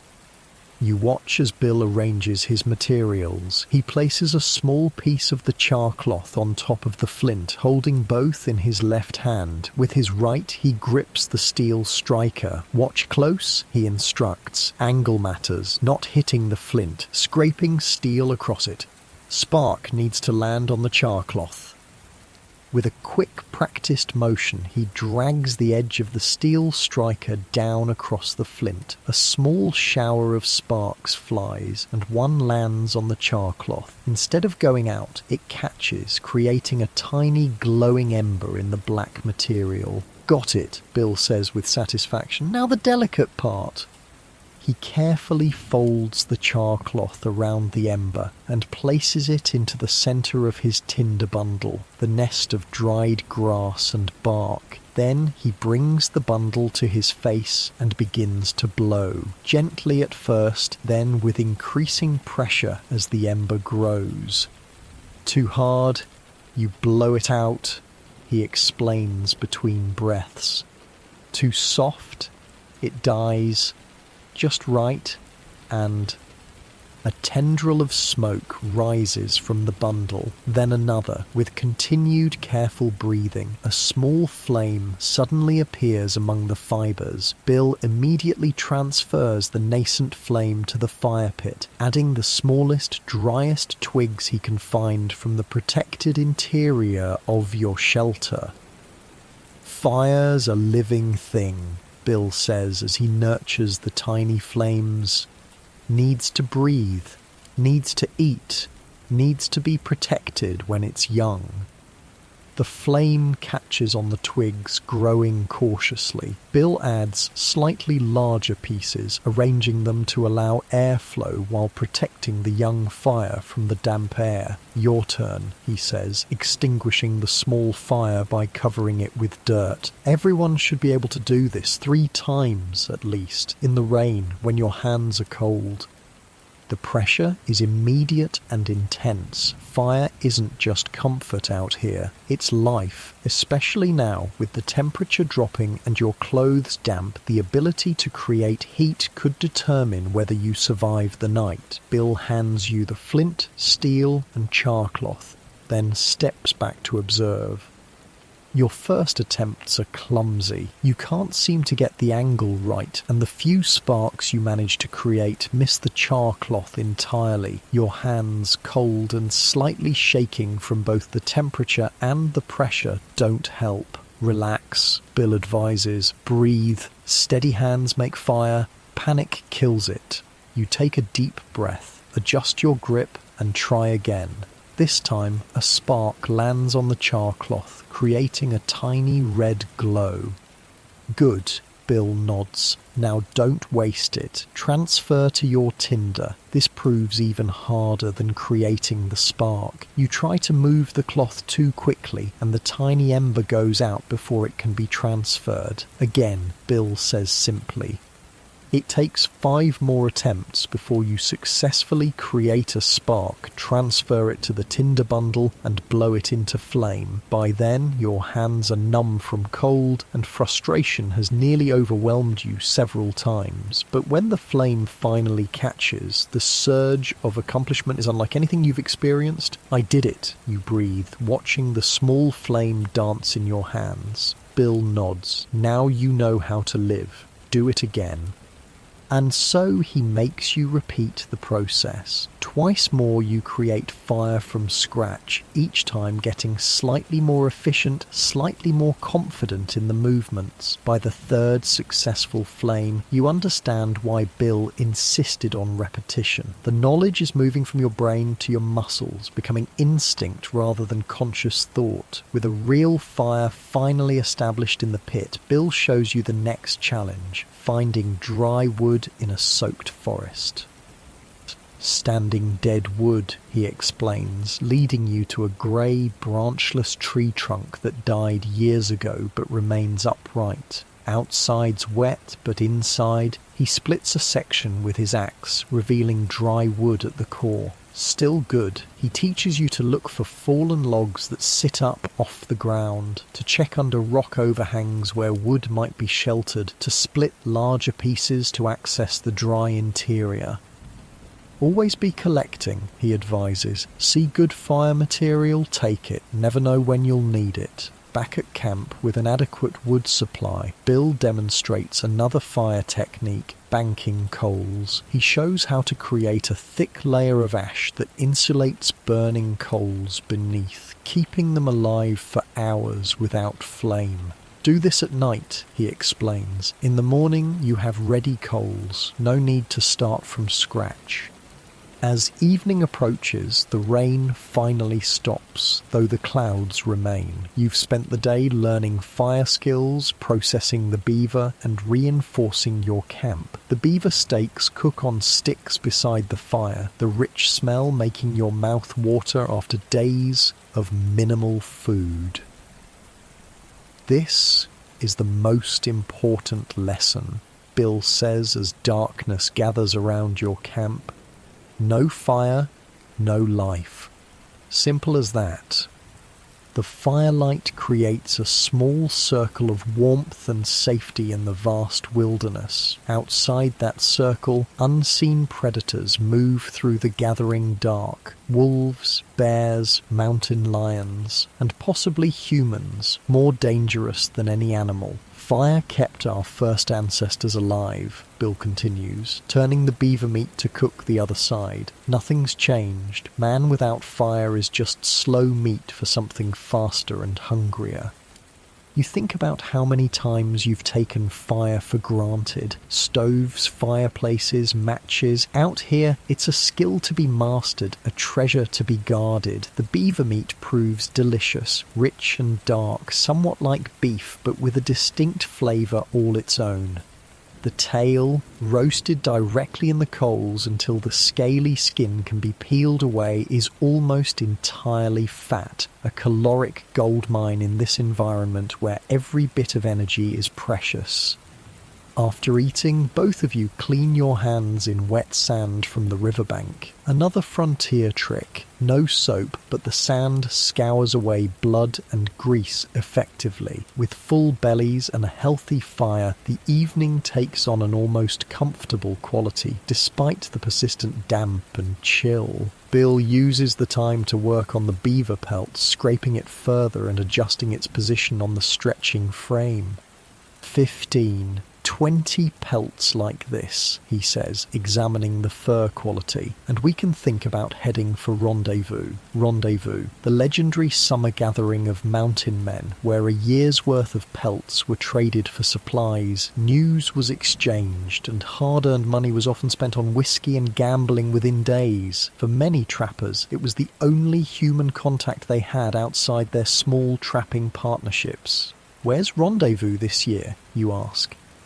Green River, Bill answers. If we make good time, we should hit it by July. July, months away. The realization of how long you'll be out here settles over you. Not days or weeks, but a full trapping season. Spring is just beginning, and you won't see civilization again until midsummer. How long have you been out this time, you ask? Bill considers. Left Rendezvous last August. Been in the mountains since. He shrugs. Lost track of exact days. Don't matter much out here. 8 months at least, with no contact with the outside world except when the fur company agent dropped you into his unwilling care a few weeks ago. No wonder Bill seems more comfortable with silence than conversation. He spent most of a year with only the wilderness for company. As night deepens, you take turns keeping the fire fed. Sleep comes easier tonight, your body exhausted from the day's activities, your mind calmer with the knowledge that you've mastered another essential skill. In the deepest part of the night, during your watch, you experiment again with the flint and steel. The movements feel more natural now, your hands remembering the correct angle, the right pressure. A spark catches the char cloth, and you nurture it carefully into a tiny flame.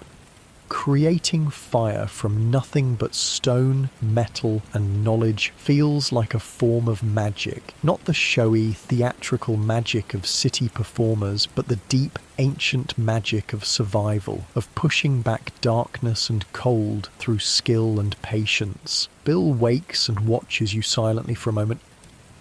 Getting better, he acknowledges, the closest thing to praise you've received. It's easier than I thought, you admit. Once you know how. Bill nods.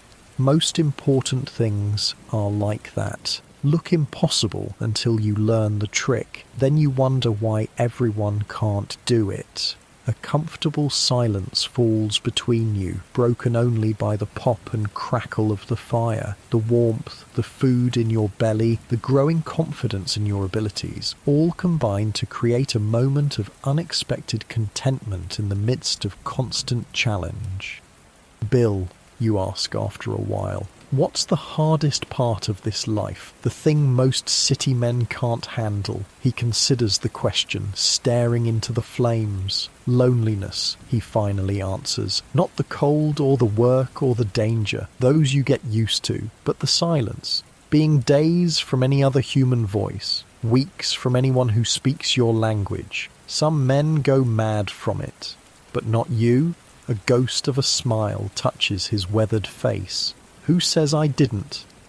It's the closest thing to a joke you've heard from him, and it startles a laugh from you. Get some sleep, Bill says, taking over the fire watch. Tomorrow we check the traps again, maybe set some more. You settle into your bedroll, watching the firelight play on the shelter's roof. The skills are coming, one by one. Fire, shelter, navigation, trapping. Slowly, the overwhelming wilderness is becoming slightly less overwhelming. Not safe, never that, but perhaps survivable. Outside, an owl calls into the darkness. The fire pops, sending sparks upward toward the unseen stars. Your last thought before sleep claims you is surprisingly clear. Civilization has its comforts, but there's something pure about this existence. Something that strips away everything but the essentials. Food, warmth, shelter, and the knowledge to secure all three. 4 days of steady trapping have passed. The rain has finally moved on, replaced by clear, cold mountain air that feels like it's cleaning your lungs with each breath. Your deadfalls have proven surprisingly effective. 7 beaver taken so far, their pelts stretched and drying on frames around your camp. Bill seems pleased, though he expresses it only through a slight reduction in criticism of your work. Dawn today brings something new, a different kind of urgency in Bill's movements as he checks the sky. What is it, you ask, emerging from the half-faced shelter where you've slept better each night as your body adapts to the hard ground? Weather's changing, Bill says, studying the eastern horizon. Warm spell coming. You glance at the frost-covered ground dubiously. Doesn't feel warm. Will be. 2-3 days. Snow'll melt in the high country. River'll rise again. Bill turns to you. Need to prepare. For what? Hunger. The blunt answer catches you off guard. You've been eating reasonably well. Beaver meat, a few fish, even a grouse Bill snared yesterday. The desperate hunger of your first days seems behind you. We have food, you point out. Bill shakes his head. Fresh meat spoils fast in warm weather, and game moves when water rises. Might be days with nothing to hunt. He begins gathering equipment. His knife, the small axe, a canvas bag. Today we make insurance, he announces. Pemmican. The word is familiar from books you've read about Western exploration. Lewis and Clark carried it. Voyageurs lived on it for months, but you've never seen it made, let alone tasted it. First, we need meat. Lots of it. Bill shoulders his rifle. Deer would be best. You follow him into the forest, moving quietly as he's taught you. The morning is bright, sunlight filtering through pine boughs to create dappled patterns on the forest floor. Birds call from the canopy, their songs more numerous and varied than in previous days, another sign of the coming change in weather. Bill leads you to a meadow about a mile from camp. Frost still covers the grass, glittering in the early light. At the meadow's edge, he drops to a crouch, motioning for you to do the same. "Wait," he whispers, settling against a fallen log with his rifle across his knees. The wait stretches from minutes to an hour. Your legs cramp. Your nose runs in the cold. But Bill remains perfectly still, barely seeming to breathe, his eyes fixed on the open ground before you. Just as you're about to whisper a complaint, movement catches your eye at the meadow's far edge. A deer, a good-sized buck with a modest rack of antlers, steps cautiously from the trees. It pauses, nose testing the air, ears swiveling to catch any sound of danger. Bill remains motionless, not even raising his rifle yet.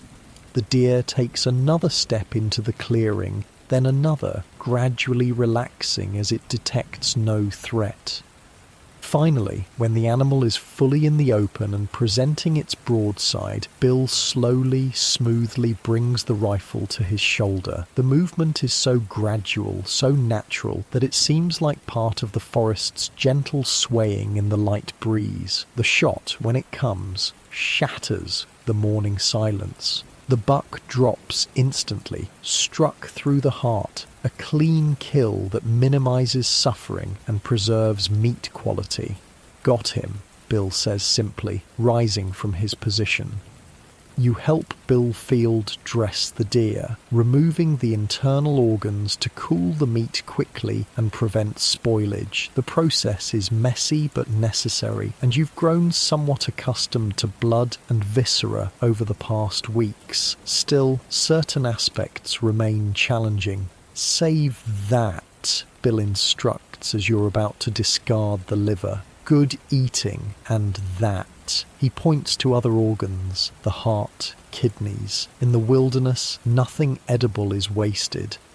Together, you carry the dressed deer back to camp, a heavy, awkward burden that leaves you breathless and sweating despite the cool air. There, Bill immediately begins the next phase of processing. "Need to cut it up," he explains, his knife working with practiced efficiency to separate the deer into manageable portions. "Steaks will eat soon, the rest goes into pemmican." You watch as he cuts much of the meat into thin strips, maybe a 1/4 inch thick. "These need to dry," he explains, "completely. No moisture or it'll spoil." With your help, he constructs a drying rack, a simple frame of branches elevated about 4 feet off the ground. The meat strips are draped over the crosspieces, none touching, all exposed to air. "Good day for it," Bill notes, looking at the clear sky. "Sun and wind will do half the work."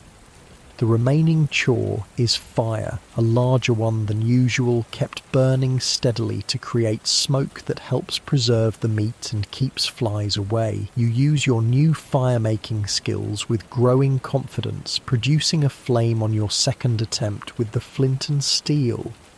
"What now?" you ask, as the last strips of meat are arranged on the drying rack. "Now the fat," Bill says, turning to the deer carcass. He cuts away the fat deposits, particularly from around the kidneys and along the back. "Need to render it." He explains the process as he works. The fat must be cut into small pieces, then heated slowly to melt it without burning. The liquid fat is then strained to remove any meat particles or other impurities. "If it burns, it spoils," Bill warns, showing you how to manage the small fire under the rendering pot. Really just a small tin container he's carried in his pack specifically for this purpose. "Why go to all this trouble?" you ask, watching the fat slowly transform from solid white chunks to transparent liquid gold. "Why not just salt the meat like they do back east?" Bill gives you a look. "See any salt mines around here? Or oceans for making sea salt? Out here, you use what's available and what works." The fat rendering takes hours, requiring constant attention to maintain the perfect low heat. Meanwhile, the meat strips begin to dry in the sun and wind, already darkening and shrinking slightly. Good pemmican keeps for years, Bill explains as he carefully strains the rendered fat through a piece of cloth. Not months, years. No spoilage, no waste. The concept is remarkable. Food that remains edible longer than many manufactured goods. In a world without refrigeration, such preservation was the difference between survival and starvation. Lewis and Clark carried it across the continent, you recall from your reading. Bill nods.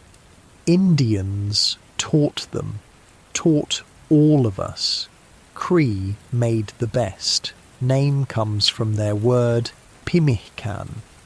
While the fat cools and the meat continues drying, Bill forages nearby, returning with a small pouch of dried berries. Gathered these last fall, he explains. Service berries, some call them June berries, good for pemmican. You've been carrying dried berries all this time. You ask, surprised? Bill shrugs. Never know what you'll need. In winter might be the only plant food available, good against scurvy. The meat strips require a full day and night of drying. Bill rotates them periodically, ensuring even exposure. By the next afternoon, they've transformed into nearly black, completely dehydrated pieces that snap rather than bend when tested. Now the grinding, Bill announces. Without a proper mortar and pestle, you improvise. Bill places the dried meat strips on a flat rock, then uses another rock to pound them into powder. It's laborious work that you take turns at, crushing handful after handful until you have a substantial pile of what looks like coarse, reddish-brown flour.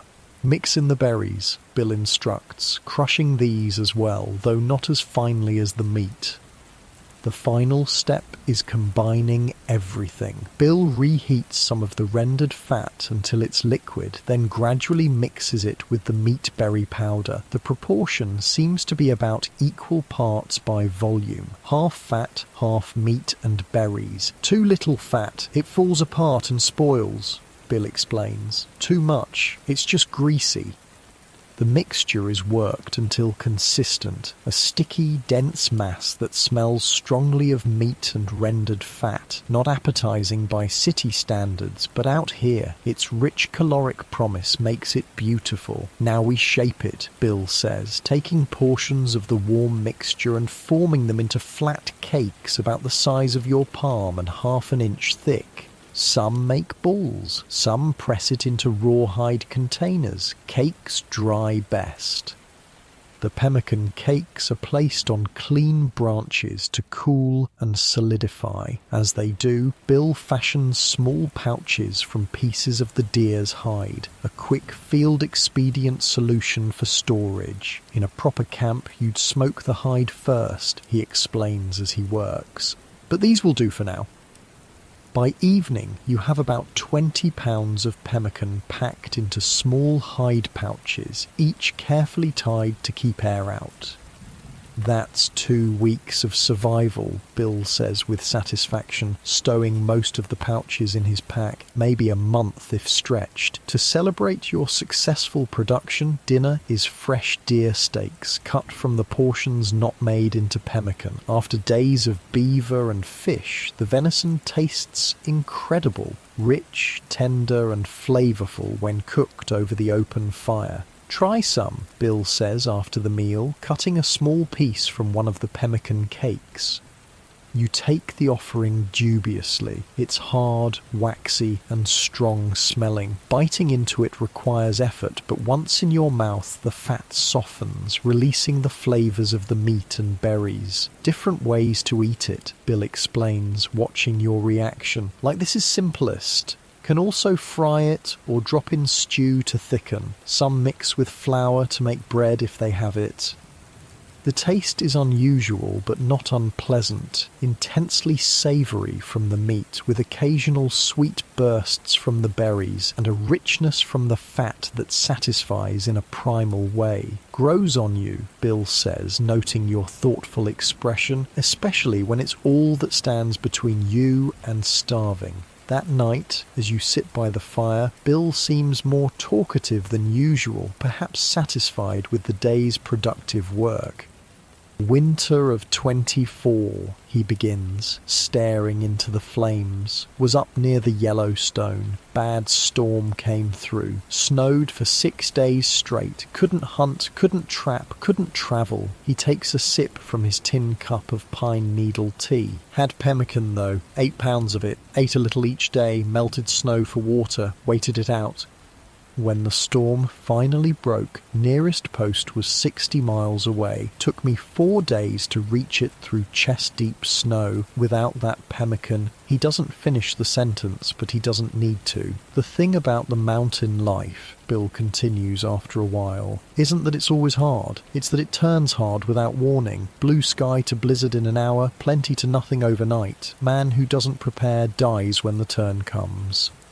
The pemmican represents more than food. It's a philosophy. Plan for the worst while things are good. Never assume tomorrow will be like today. Always have a reserve for when luck runs out. "How long have you been doing this?" you ask, genuinely curious about the man who's become your reluctant mentor. Bill considers. "First came west in 15, 16 years now." He pokes at the fire. "Different country then, fewer trappers, more beaver, more Indians too, some friendly, some not." "Any family back east?" A slight tightening around his eyes is the only reaction.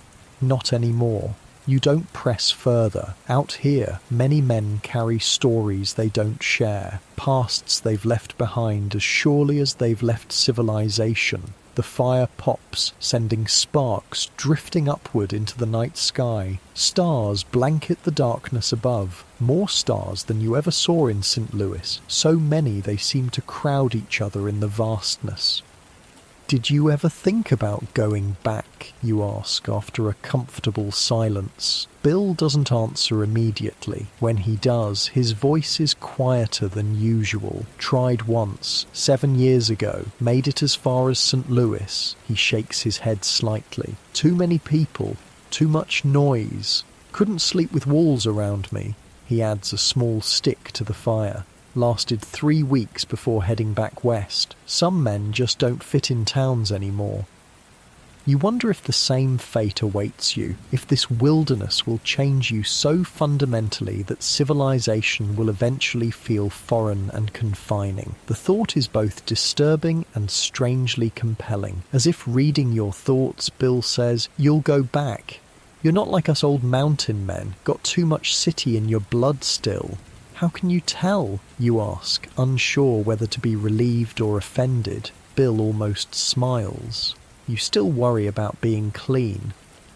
It's true. Despite adapting to many aspects of mountain life, you still make efforts to wash when possible, to keep your clothes somewhat presentable. The real mountain men seemed indifferent to such concerns, practical only to the point of preventing health issues.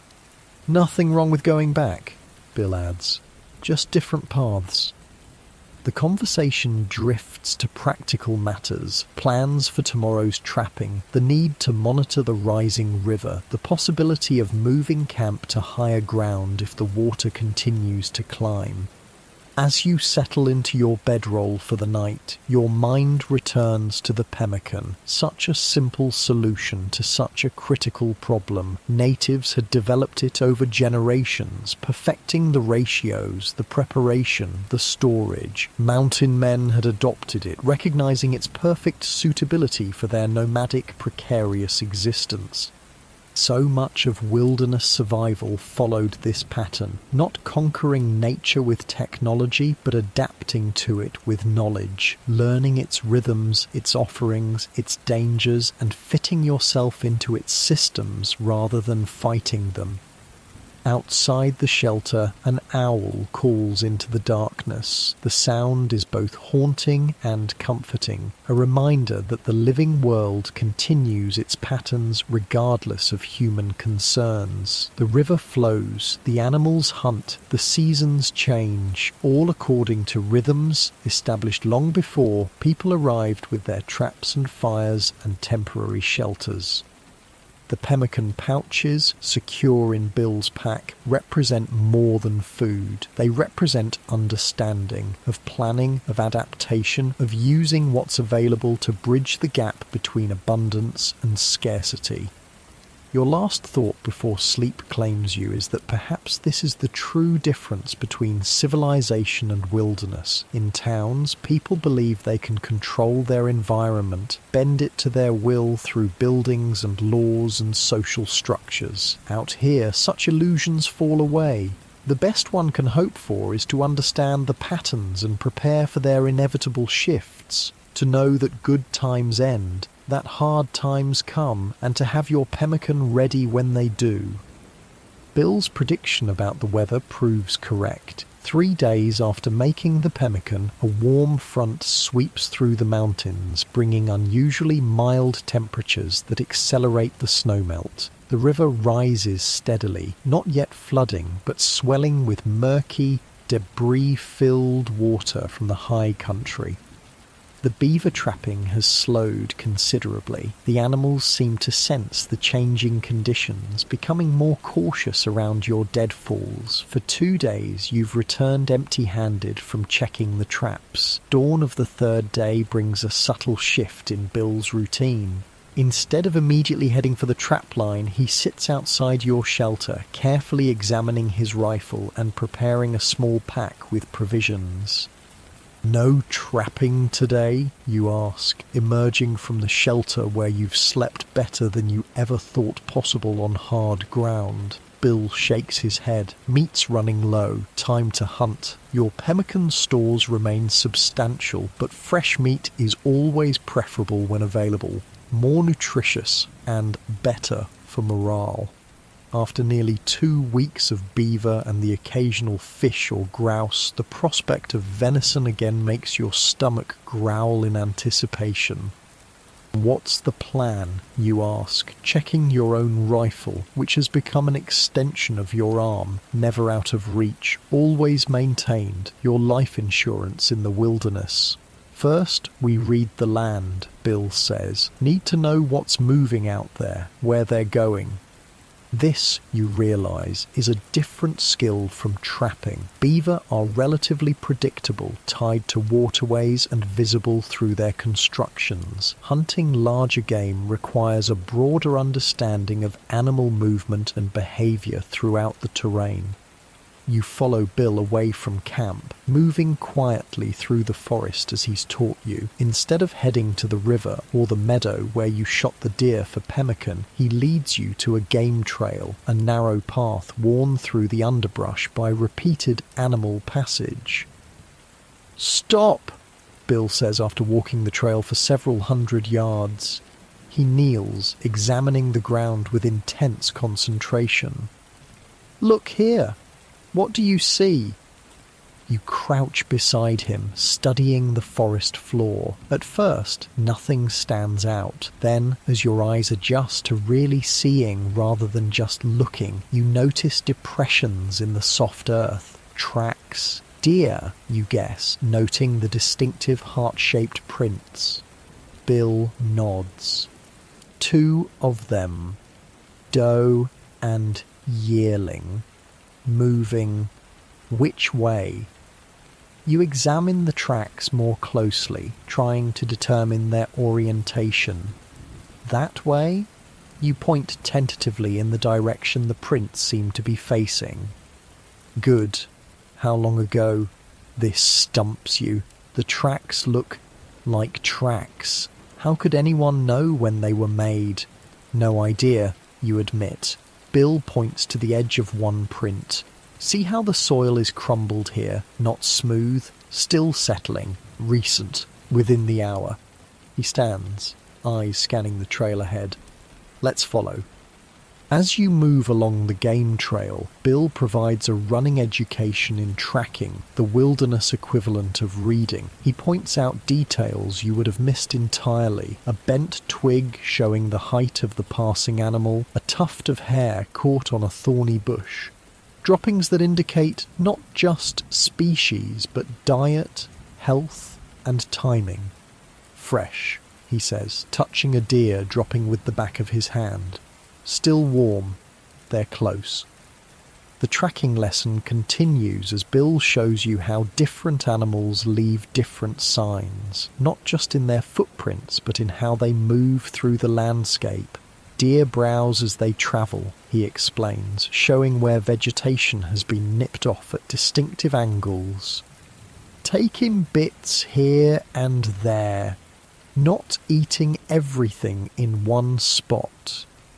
He points out other signs you never would have noticed, marks on trees where bucks have rubbed their antlers, areas where deer have bedded down leaving body-shaped depressions in the grass, slight changes in vegetation that indicate regular travel paths. Thinking like a deer yet? Bill asks after about an hour of tracking. Not really, you admit. Need to. Hunter doesn't just follow tracks, becomes the animal he's hunting, knows its hunger, its fears, its habits.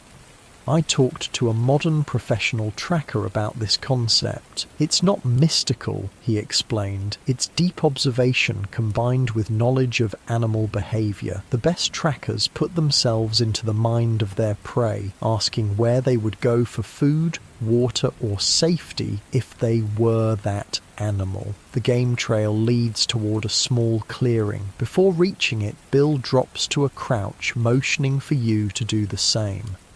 Winds in our favour, he whispers, coming from them to us. They won't smell us. You creep forward until you can see into the clearing. There they are, the doe and yearling you've been tracking, peacefully grazing on the fresh spring growth. Beautiful animals, alert but unaware of your presence. Bill raises his rifle, then surprises you by lowering it again. You're shot, he says quietly.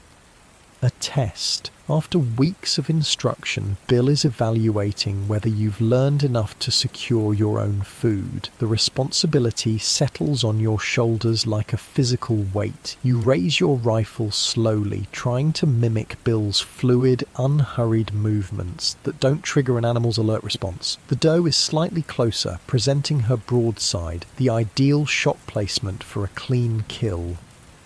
You take careful aim, remembering Bill's instructions from previous hunting discussions. Behind the shoulder, where heart and lungs present the largest target area, breathe normally, squeeze, don't pull. The rifle cracks, shattering the forest quiet. The doe drops immediately. The yearling bounds away in panic, disappearing into the trees before you could even consider a second shot. Good, Bill says simply, rising from his position.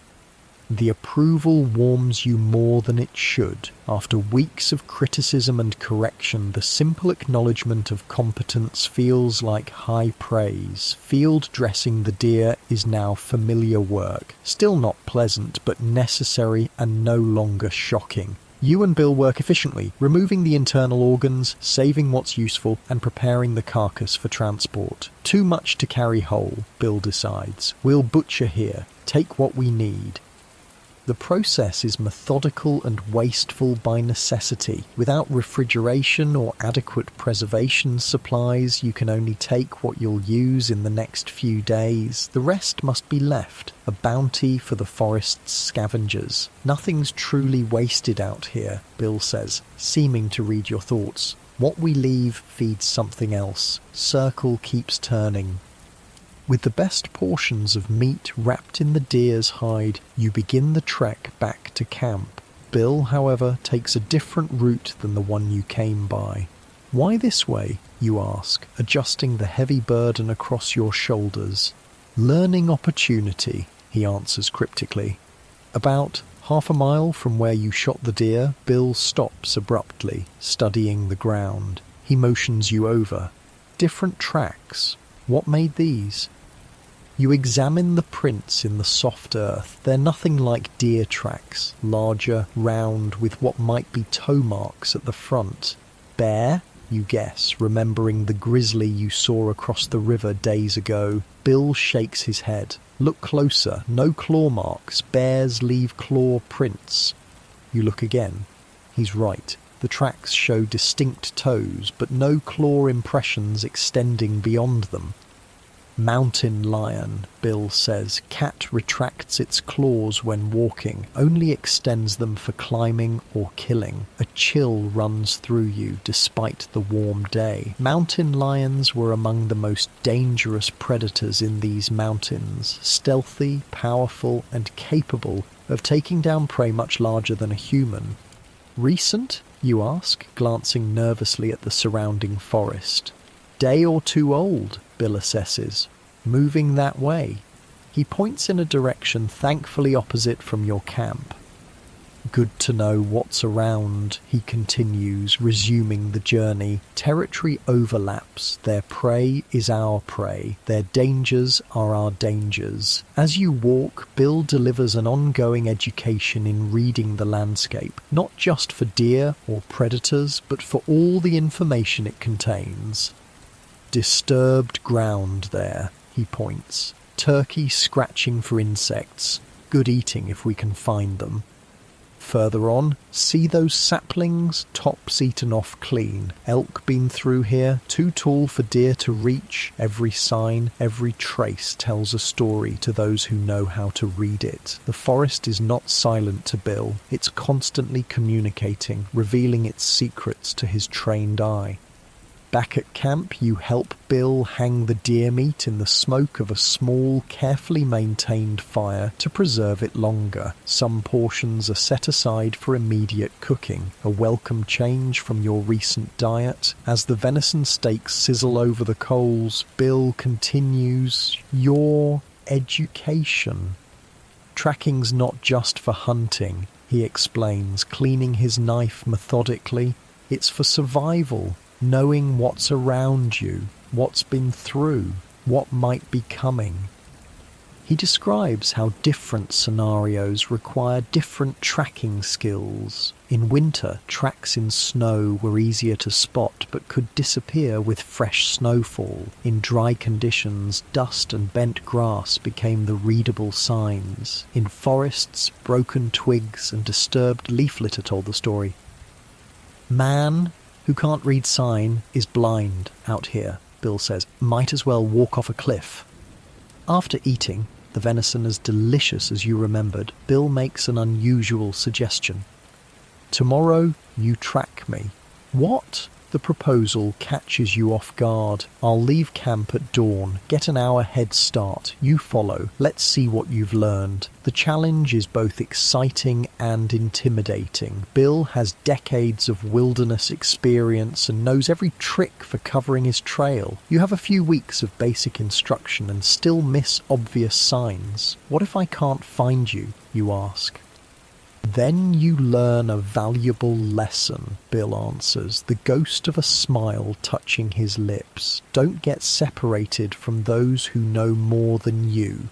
That night, sleep comes slowly, despite your physical exhaustion. Your mind is too busy processing the day's lessons, cataloguing the various signs and their meanings, preparing for tomorrow's challenge. When you finally drift off, you dream of tracks in mud, of following invisible trails, of reading stories written in bent grass and broken twigs. Dawn arrives with thin mist clinging to the forest floor. As promised, Bill is already gone when you wake, his bedroll empty, his pack missing. The challenge has begun. You prepare quickly, eating a small piece of pemmican and filling your water skin from the river. Your rifle, as always, is your constant companion. With a deep breath to center yourself, you begin. The first signs are easy. Too easy. Obvious boot prints leading from camp toward the river. This is suspicious. Bill wouldn't leave such clear tracks unless it's a false trail. He's doubled back somewhere, leaving obvious signs to lead you astray. You circle the camp perimeter, scanning for less obvious disturbances. There, a slight discoloration on a tree trunk where someone has brushed against it, transferring oils from skin or clothing, and beyond it, a nearly imperceptible compression in the leaf litter, possibly from a carefully placed foot. You follow this subtler trail, moving slowly, eyes constantly scanning for the next sign. Tracking, you realize, is a form of mindfulness. It requires complete presence, total attention to the smallest details. Your awareness narrows to the immediate environment, the placement of leaves, the angle of broken twigs, the minute disturbances in nature's patterns. An hour passes as you follow Bill's trail through the forest. Sometimes you lose it completely, forcing you to circle in ever-widening loops until you pick it up again. Other times, the sign is surprisingly clear, as if he's testing different aspects of your observation skills. The trail leads away from the river, up a gentle slope covered with pines. Here, on the needle-covered ground, tracking becomes even more challenging. Pine needles don't hold distinct footprints, but they do show disturbance patterns where they've been stepped on and compressed. Near the ridgetop, the trail simply vanishes. You circle, search, examine every stick and stone, but find nothing. It's as if Bill simply disappeared. Thinking like a deer yet, Bill's voice comes from directly behind you. You spin, startled. He's standing not 10 feet away, leaning against a tree, watching you with that same almost smile. "How long have you been there?" you ask. "About 20 minutes. Watched you circle the same area 5 times. "Where did you go?" "The trail just stopped." Bill points to a fallen log nearby. "I walked on that for 50 yards, then stepped onto rocks. No prints either way." Basic tracking countermeasures, using hard surfaces that don't take prints. "You should have thought of that, but you found me this far," Bill acknowledges. "Not bad for a greenhorn. Wouldn't have managed that your first week out." Again, that warm glow from minimal praise. "You're starting to understand the mountain man economy of approval. Given rarely, valued highly." How would you track someone who knows all these tricks, you ask? Someone who walks on logs and rocks and covers their trail? Bill considers the question. Look for what they can't control. Everyone disturbs the world by passing through it. Birds flush, dew brushes off grass, spiderwebs break. Nature has patterns. People interrupt them.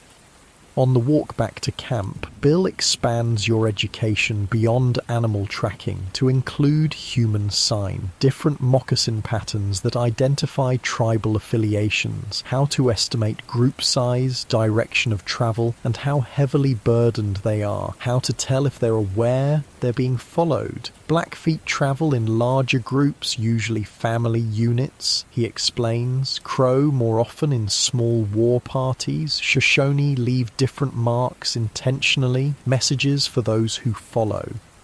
The politics of the wilderness were complex, shifting alliances, territorial disputes, trading relationships. Mountain men had to navigate these human currents as carefully as they navigated rivers and mountain passes. "Most dangerous animal out here walks on 2 legs, Bill says, matter-of-factly. "Bears are predictable. People aren't."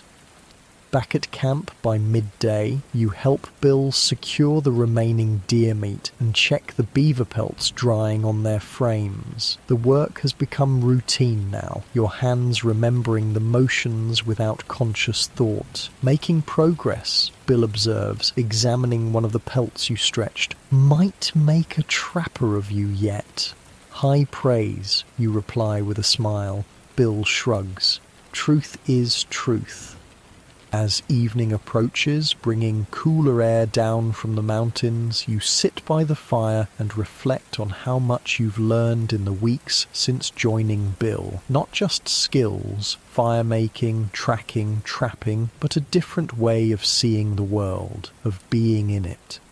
The forest that once seemed a chaotic, threatening wilderness now reveals its patterns and systems to your more educated eye. You notice things you would have missed completely when you first arrived. The slight movement of animals in the underbrush, the changing bird song that indicates time of day, the subtle shifts in wind that carry different scents and information. Bill, you say after a comfortable silence, do you ever miss anything about civilization? He considers the question longer than you expected. Books, he finally answers. Had some schooling as a boy, liked reading, out here, lucky to see a newspaper once a year at Rendezvous. The answer surprises you. Of all the comforts and conveniences of town life, books seem an unexpected choice. What did you like to read? You ask. History, mostly. Stories of other times, other places. A log shifts in the fire, sending up a shower of sparks. Ironic, I suppose. Spent my life making the kind of history nobody'll ever write down. The observation strikes you as profoundly true. The mountain men were creating history daily, pushing into unmapped territories, establishing relationships with native peoples, learning the land in ways no outsiders ever had, yet most of their stories would never be recorded. Their knowledge passed only through oral tradition among their kind. Someone should write it down, you suggest, before it's lost. Bill glances at you. Maybe that'll be your job when you go back east. Tell them what it was really like out here, not the romantic nonsense they print in those penny dreadfuls. The thought takes root in your mind. You've been keeping mental notes all along, observing not just the skills, but the philosophy of mountain life. The world view that allows men like Bill to thrive where others would perish. As darkness settles fully around your camp, the fire becomes a small island of light and warmth in the vast wilderness. Overhead, stars appear in their thousands, more brilliant and numerous than you ever saw in St. Louis. Get some sleep, Bill says, settling onto his bedroll. Tomorrow we check the trapline again. River's dropping, beaver might be moving more freely now. You lie back on your own bedding, the ground no longer uncomfortable to your adapted body. The fire pops and hisses. An owl calls from somewhere in the forest. The sounds have become familiar, almost comforting. Your last thought before sleep claims you is about tracks, not just those left by animals on the forest floor, but the invisible ones people leave on each other's lives. Bill is certainly leaving his mark on yours, teaching you not just how to survive in the wilderness, but how to read the world more deeply, to see the patterns and connections most people miss entirely. The most important tracking lesson, perhaps, is learning to see what's really there. Not what you expect or hope or fear, but what actually exists. To observe without judgment or preconception. To let the land tell its own story. As consciousness fades, you wonder what tracks you might be leaving behind, what story someone might read in your passing through this wild country, and whether, like the mountain men before you, your trail will eventually fade back into the landscape, leaving no trace that you were ever here at all. Time in the wilderness follows different rhythms than in civilization. Days blend together, marked not by clocks or calendars, but by the arc of the sun, the phases of the moon, the gradual shifting of seasons. 6 weeks have passed since you first met Bill. 6 weeks of daily lessons in survival, in reading the land, in becoming something different than the city man who first ventured west seeking adventure and profit. The morning air carries the scent of early summer now. The brutal cold of early spring has yielded to pleasant days and cool nights. The forest has transformed. Dense green foliage where once bare branches stood, wildflowers dotting meadows, berries beginning to form on bushes. You sit outside the half-faced shelter that has been home for nearly a month, carefully packing the beaver pelts that represent your time in the mountains. 26 prime pelts, each properly stretched, dried and now folded fur side in for transport. Not the 40 Bill had mentioned as ideal, but respectable for the shortened season and improvised trapping methods. Worth about $100, Bill assesses, watching you work. Your share would be $30 plus whatever the company pays you. $30, equivalent to several months' wages for a labourer back east. Not the fortune you dreamed of when heading west, but substantial nonetheless. And purchased at a cost far beyond money. In sweat, discomfort, fear, and hard-won knowledge. We head out tomorrow, Bill says, checking his rifle with the meticulous care that has become as natural as breathing. 2 days to reach the green if the weather holds. The rendezvous, the legendary gathering of mountain men, traders, Indians and company agents that mark the end of the trapping season. After weeks with no human contact beyond Bill, the prospect of seeing other people seems almost surreal.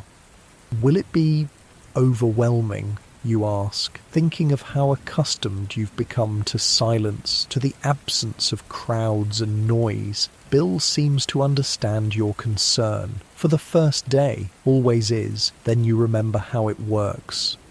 You've changed in ways that are difficult to articulate. Your body has transformed, harder, leaner, toughened by constant exertion and exposure. Your hands, once soft from office work, now bear calluses and small scars from countless practical tasks. Your face, when glimpsed in still water, appears weathered, beard grown full from weeks without a razor. But the deeper changes are internal. Your senses have sharpened. You notice sounds, smells and movements that would have escaped you entirely 6 weeks ago. Your patience has expanded. Hours of waiting during hunts or trapping no longer seem tedious but natural.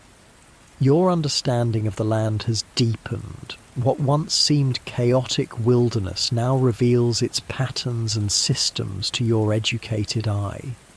Last chance to get everything in order, Bill says, nodding toward your belongings scattered around camp. Once we leave, we don't come back. The task of breaking camp is bittersweet. This rough shelter, this small clearing by the river, has become a kind of home. For all its discomforts and dangers, it represents a place where you've grown, learned, changed. The afternoon is spent in methodical preparation, packing the precious beaver pelts, selecting which tools and equipment to carry, deciding what must be left behind. Space and weight are at a premium for the journey. Every item must justify the effort of transporting it. What about the shelter, you ask, gesturing to the half-faced structure that has protected you from rain, snow and wind. Leave it, Bill says simply. Might serve someone else in need, or return to the forest in time. The philosophy runs deep among mountain men. Take what you need, leave what you don't. Make your impact temporary. No permanent claim on the land, just a brief intersection with its eternal cycles. That evening, your last in this camp, Bill seems unusually reflective. Perhaps it's the transition from wilderness solitude to the relative civilization of rendezvous that prompts his rare openness. First season's the hardest, he says, staring into the small fire. Either breaks a man or remakes him. Which happened to me? You ask. Bill studies you across the flames. Still being remade. Process takes time. You think about the man who left St. Louis months ago. Full of romantic notions about frontier life. Eager for adventure. Completely unprepared for the reality of the wilderness. That version of yourself seems impossibly naive now, almost a stranger. Will I ever see the world the same way again, you wonder aloud. Bill shakes his head slowly. Can't step in the same river twice. Can't unknow what you've learned. Eyes open, stay open. You sleep restlessly that night, your mind cycling through memories of the past weeks, moments of fear and triumph, of discovery and disappointment, of growing competence and lingering inadequacy. The forest sounds that once seemed threatening now form a familiar symphony. The hoot of owls, the distant howl of wolves, the rustle of night creatures in the underbrush. Dawn comes with a heavy mist rising from the river, turning the forest ethereal. You rise before Bill for once, quietly stoking the fire and preparing a simple breakfast of the last deer meat. The act of cooking in this place one final time feels significant, a small ceremony marking the end of this chapter. Bill emerges from the shelter, noticing your unusual earliness with a raised eyebrow but no comment. Together you eat in companionable silence, watching the mist gradually burn away as the sun climbs above the mountains. "Time," Bill finally says, extinguishing the fire with careful thoroughness. The packs are heavy, yours with the beaver pelts and basic equipment, Bill's with the essential tools of mountain life and whatever personal items he carries from place to place. Your rifle, as always, remains in your hands or within immediate reach. With one last look at the camp that has been your home, you follow Bill into the forest, heading west toward the Green River and the rendezvous beyond. The journey begins in silence, each of you absorbed in your own thoughts. The familiar weight of the pack, the rhythm of walking through varied terrain, the constant awareness of surroundings, all have become second nature now. Around midday, you cross from the drainage basin of your trapping river into new territory. The landscape subtly shifts. Different rock formations, slight changes in vegetation, unfamiliar game trails. Bill navigates with the confidence of long experience, occasionally pointing out landmarks visible in the distance. "Ridge there marks the divide," he explains, indicating a distant line of higher peaks. "Cross that, we're in Green River country." The walking is harder than expected after weeks of relatively stationary camp life. By late afternoon, your shoulders ache from the pack and blisters threaten despite your toughened feet. Bill selects a campsite near a small creek, dropping his pack with practiced ease. "Rest here tonight. Push over the divide tomorrow." The temporary camp requires minimal setup, no elaborate shelter needed in the mild weather, just a small fire and cleared space for bedrolls. You help gather wood, your body moving through the familiar tasks automatically while your mind wanders. "Bill," you say as night falls and you sit beside the small fire, "do you ever wonder if this life will disappear? If there will come a time when no one remembers how to do what you do?" He pokes at the fire, sending sparks drifting upward into the darkening sky. "All things end," he says simply. "Beaver getting trapped out, companies pushing west, settlers following, times coming when there won't be room for men who need empty spaces." The acknowledgement holds a quiet sadness. Bill and men like him represent not just a profession but a way of life, a particular relationship with the land that can only exist in places untamed by civilization. "That's why I agreed to show you," he continues after a long silence. "Not just so you wouldn't die your first week out, but so someone would remember how it was done, how it felt, the real story, not the tall tales they'll tell later." You're struck by the unexpected trust implied in his words. The gruff, reluctant mentor has been silently evaluating you all along, deciding whether you were worthy of carrying forward some piece of his vanishing world. "I'll remember, you promise, and I'll tell it true." A nod is his only response, but it feels significant, a contract of sorts between you, your obligation to preserve something of this life and these skills that would otherwise fade into history without record. Morning brings clear skies and the hardest day's travel yet. The climb over the ridge is steep, the air noticeably thinner at higher elevation. By midday you reach the pass, a relatively flat area between two higher peaks. Bill stops, allowing you to catch your breath and take in the view. Before you stretches a new watershed, the vast drainage of the Green River. Miles of forest, meadow and rocky terrain unfold toward the horizon, a wilderness so vast it seems impossible it could ever be tamed. Down there, Bill says, pointing to a distant valley, that's where they'll gather. 100, maybe 200 men. Indians too. Biggest collection of scoundrels, heroes, liars and legends you'll ever see in one place. The descent is easier physically, but demands careful footing on loose rock and steep slopes. By late afternoon, you've dropped back into the thicker forest of the lower elevations. The character of the woods is different here, more aspen mixed with the pines, undergrowth more lush from a different pattern of rainfall. Bill's pace increases slightly, a subtle indication of his anticipation of rendezvous after months of isolation. Though he'd never admit it, even the most solitary mountain man valued the annual gathering, the chance to trade stories, share information about territories and tribes, and briefly enjoy the rough camaraderie of those who understood this life. Camp that night is made with minimal effort, the weather mild, the location less carefully selected than usual. Tomorrow will bring you to rendezvous, and the careful isolation of the trapping life will give way to the controlled chaos of the gathering. What should I expect, you ask, as darkness falls and the stars emerge overhead? Bill considers the question. Noise, trading, drinking, stories bigger than the mountains. Some true, most not. He adds a stick to the fire. Company men in clean clothes looking down their noses at the men who make them rich. Indians watching it all, trading furs and horses, keeping their own counsel.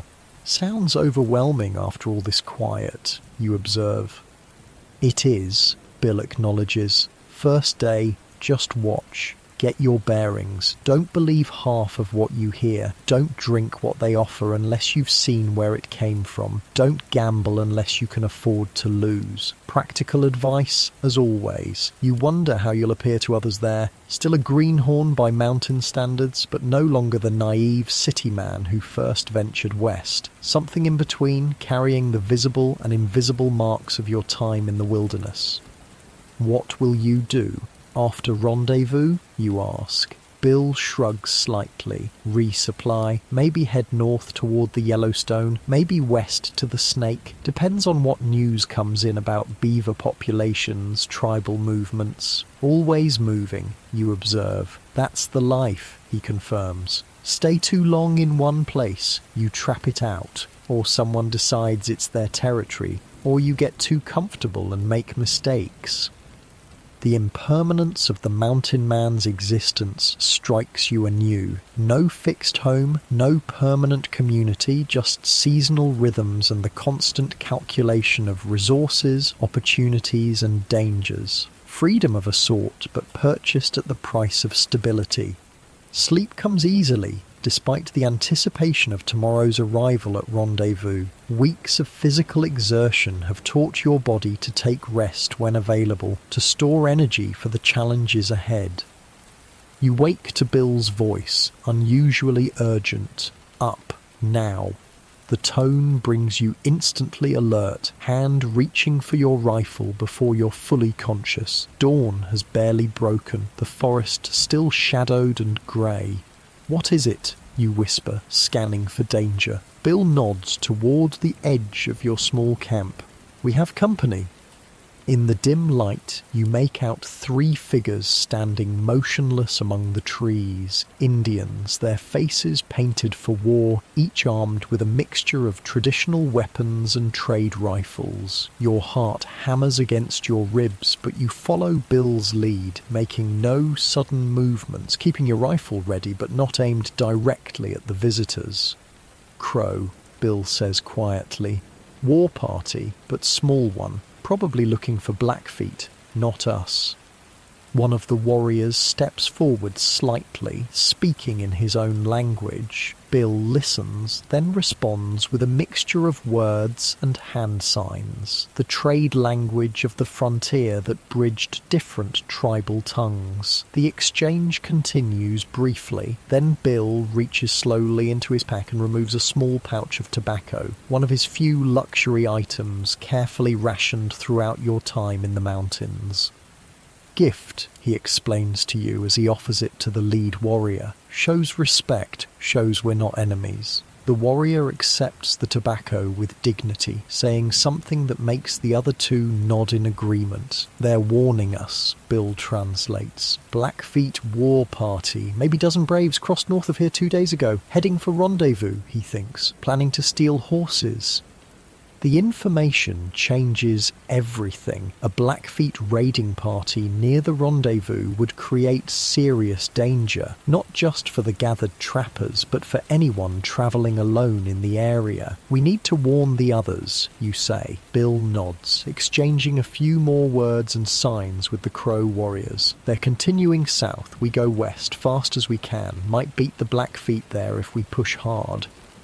The Crow warriors disappear into the forest as silently as they appeared, leaving you and Bill to hurriedly break camp. The encounter has demonstrated yet another aspect of wilderness survival, the complex human element, the diplomacy required to navigate relationships with various tribal groups. The day's journey takes on new urgency. Bill sets a pace that challenges your endurance, stopping only briefly for water and a few bites of pemmican. The direct threat of a Blackfeet war party transforms the landscape around you. Every shadow might hide watchers, every sound could signal danger. By mid-afternoon, when you'd normally be thinking about making camp, Bill pushes onward. Smoke ahead, he says, pointing to a barely visible haze in the distant sky. Rendezvous fires. We keep moving. Your legs ache, your shoulders burn from the heavy pack, but you match Bill's relentless pace. The knowledge you carry could prevent deaths, a responsibility that overrides personal discomfort. As dusk approaches, you catch glimpses through the trees of a large clearing beside a river, the rendezvous. Fires are visible now, dozens of them dotting the gathering space. The distant sound of voices carries on the evening air, the first human voices besides Bill's you've heard in months. You expect to head directly into the encampment, but Bill veers slightly, approaching from an angle that keeps you in the tree line longer. Caution, he explains simply. Never rush into any situation, even one that seems safe. From the forest edge, you survey the scene before you. Tents and temporary shelters spread across the clearing. Men gather in clusters around fires. Horses graze in a makeshift corral. Indian teepees stand slightly separate from the main camp, their distinctive shapes silhouetted against the darkening sky. Lot of people, you observe, suddenly aware of how accustomed you've become to solitude. 150, maybe more, Bill estimates. Good turnout this year. Before stepping into the open, Bill takes a moment to scan the perimeter of the encampment. No extra guards posted, he notes with disapproval. News of Blackfeet hasn't reached them yet. You follow Bill into the camp, immediately struck by the sensory overload after weeks in the quiet forest. Voices call out in English, French, Spanish, and various native languages. The smells of cooking food, unwashed bodies, horses, and smoke create a pungent mixture. Movement everywhere draws your eye, a stark contrast to the subtle, slow rhythms of the wilderness. Several men notice Bill calling greetings or raising hands in recognition. He acknowledges them with nods but moves purposefully toward a larger tent at the camp's center, clearly seeking someone specific. A well-dressed man emerges from the tent, clean-shaven, wearing a coat despite the warm evening. The company agent, you realize, the representative of the fur trading company that financed most of these mountain men's expeditions. Harrison, Bill addresses him without preamble. Blackfeet war party moving this way. Dozen braves at least. Crow Scouts spotted them 2 days ago north of here. The agent's expression shifts from initial irritation at the interruption to focused concern. You're certain? Crow have no reason to lie about Blackfeet, Bill says simply. Need to post guards. Warn the men. Secure the horses. Harrison nods, immediately turning to give orders to several nearby men. The camp's casual atmosphere transforms as the news spreads. Men checking weapons, moving horses closer to the main encampment, organising watch rotations. You follow Bill as he makes his way to a less crowded section of the camp, finally dropping his pack with a grateful sigh. Now we wait, he says, settling onto a fallen log. Warning's been given, preparations made, rest is up to them. The reaction to the warning demonstrates the respect Bill commands among these men. Despite his preference for solitude, his word carries weight, earned through years of surviving what many others didn't. As night fully descends, the rendezvous takes on a different character. Fires blaze higher. Voices grow louder with drink and camaraderie. Stories flow as freely as the whiskey that many trappers save their entire season's earnings to purchase.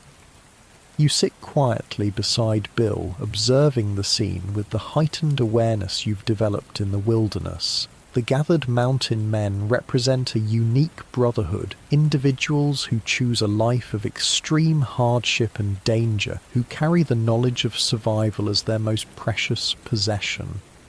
Like coming back to a village you visit once a year, Bill observes, watching the interactions around you. Same faces missing each time, new ones that probably won't return, few that somehow keep breathing year after year. The understanding strikes you profoundly.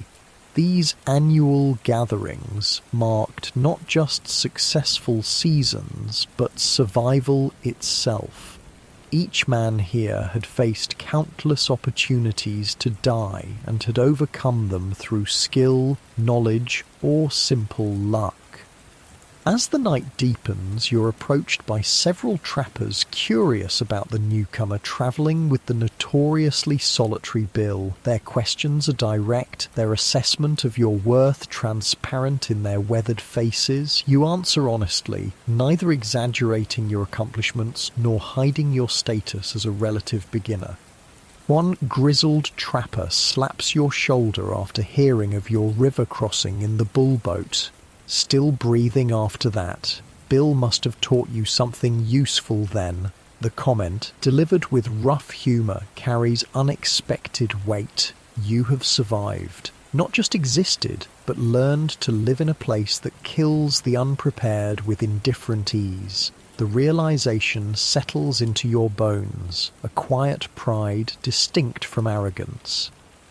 Later, as many trappers have succumbed to exhaustion or whiskey, you sit with Bill away from the main fires, watching the stars wheel overhead. What will you do now? Bill asks, surprising you with the question. After rendezvous, back to St. Louis with your share of the pelts? Or another season in the mountains?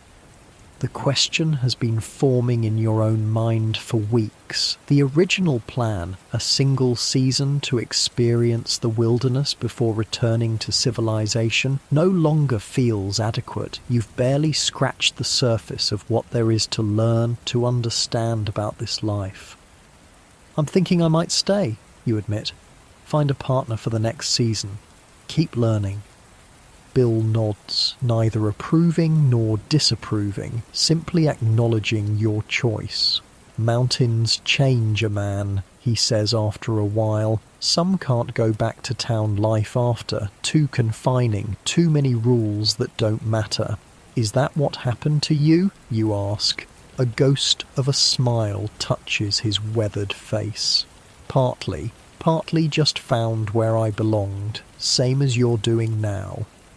The conversation drifts into comfortable silence. Around you, the rendezvous camp gradually quiets as even the most determined revelers seek sleep. Guards patrol the perimeter, alert for the Blackfeet threat that may or may not materialize.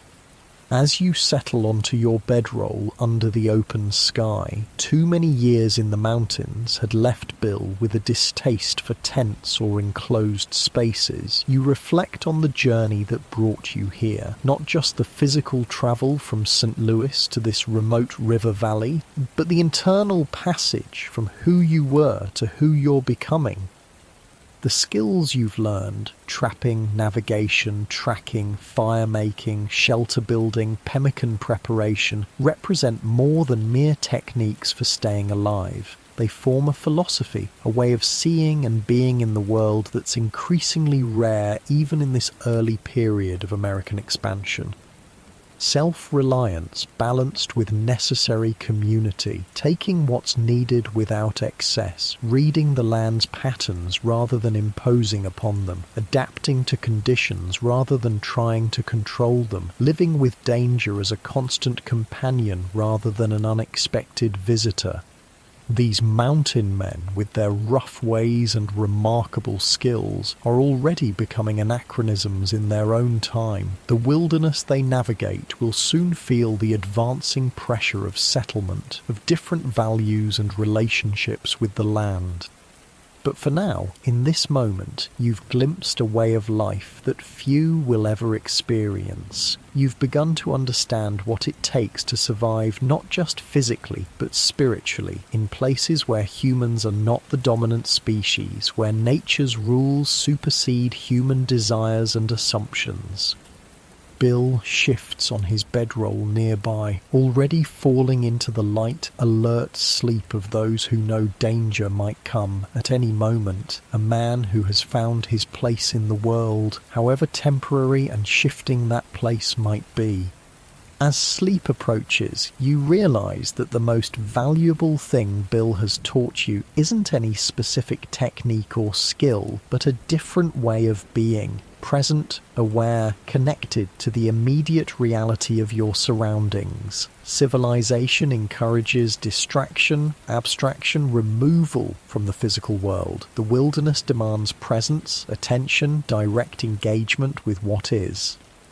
The stars overhead seem impossibly bright, unbounded by city lights or closed rooms. The night air carries the scent of pine, wood smoke, river water. Distant sounds of the forest blend with the quiet movements of the camp. Your body, tired but stronger than it has ever been, settles into the ground beneath you. This moment, like all moments in the wilderness, is both fleeting and eternal, part of cycles that long preceded human presence and will continue long after. Your participation in these cycles, your growing understanding of their patterns and meanings, connects you to something larger than yourself.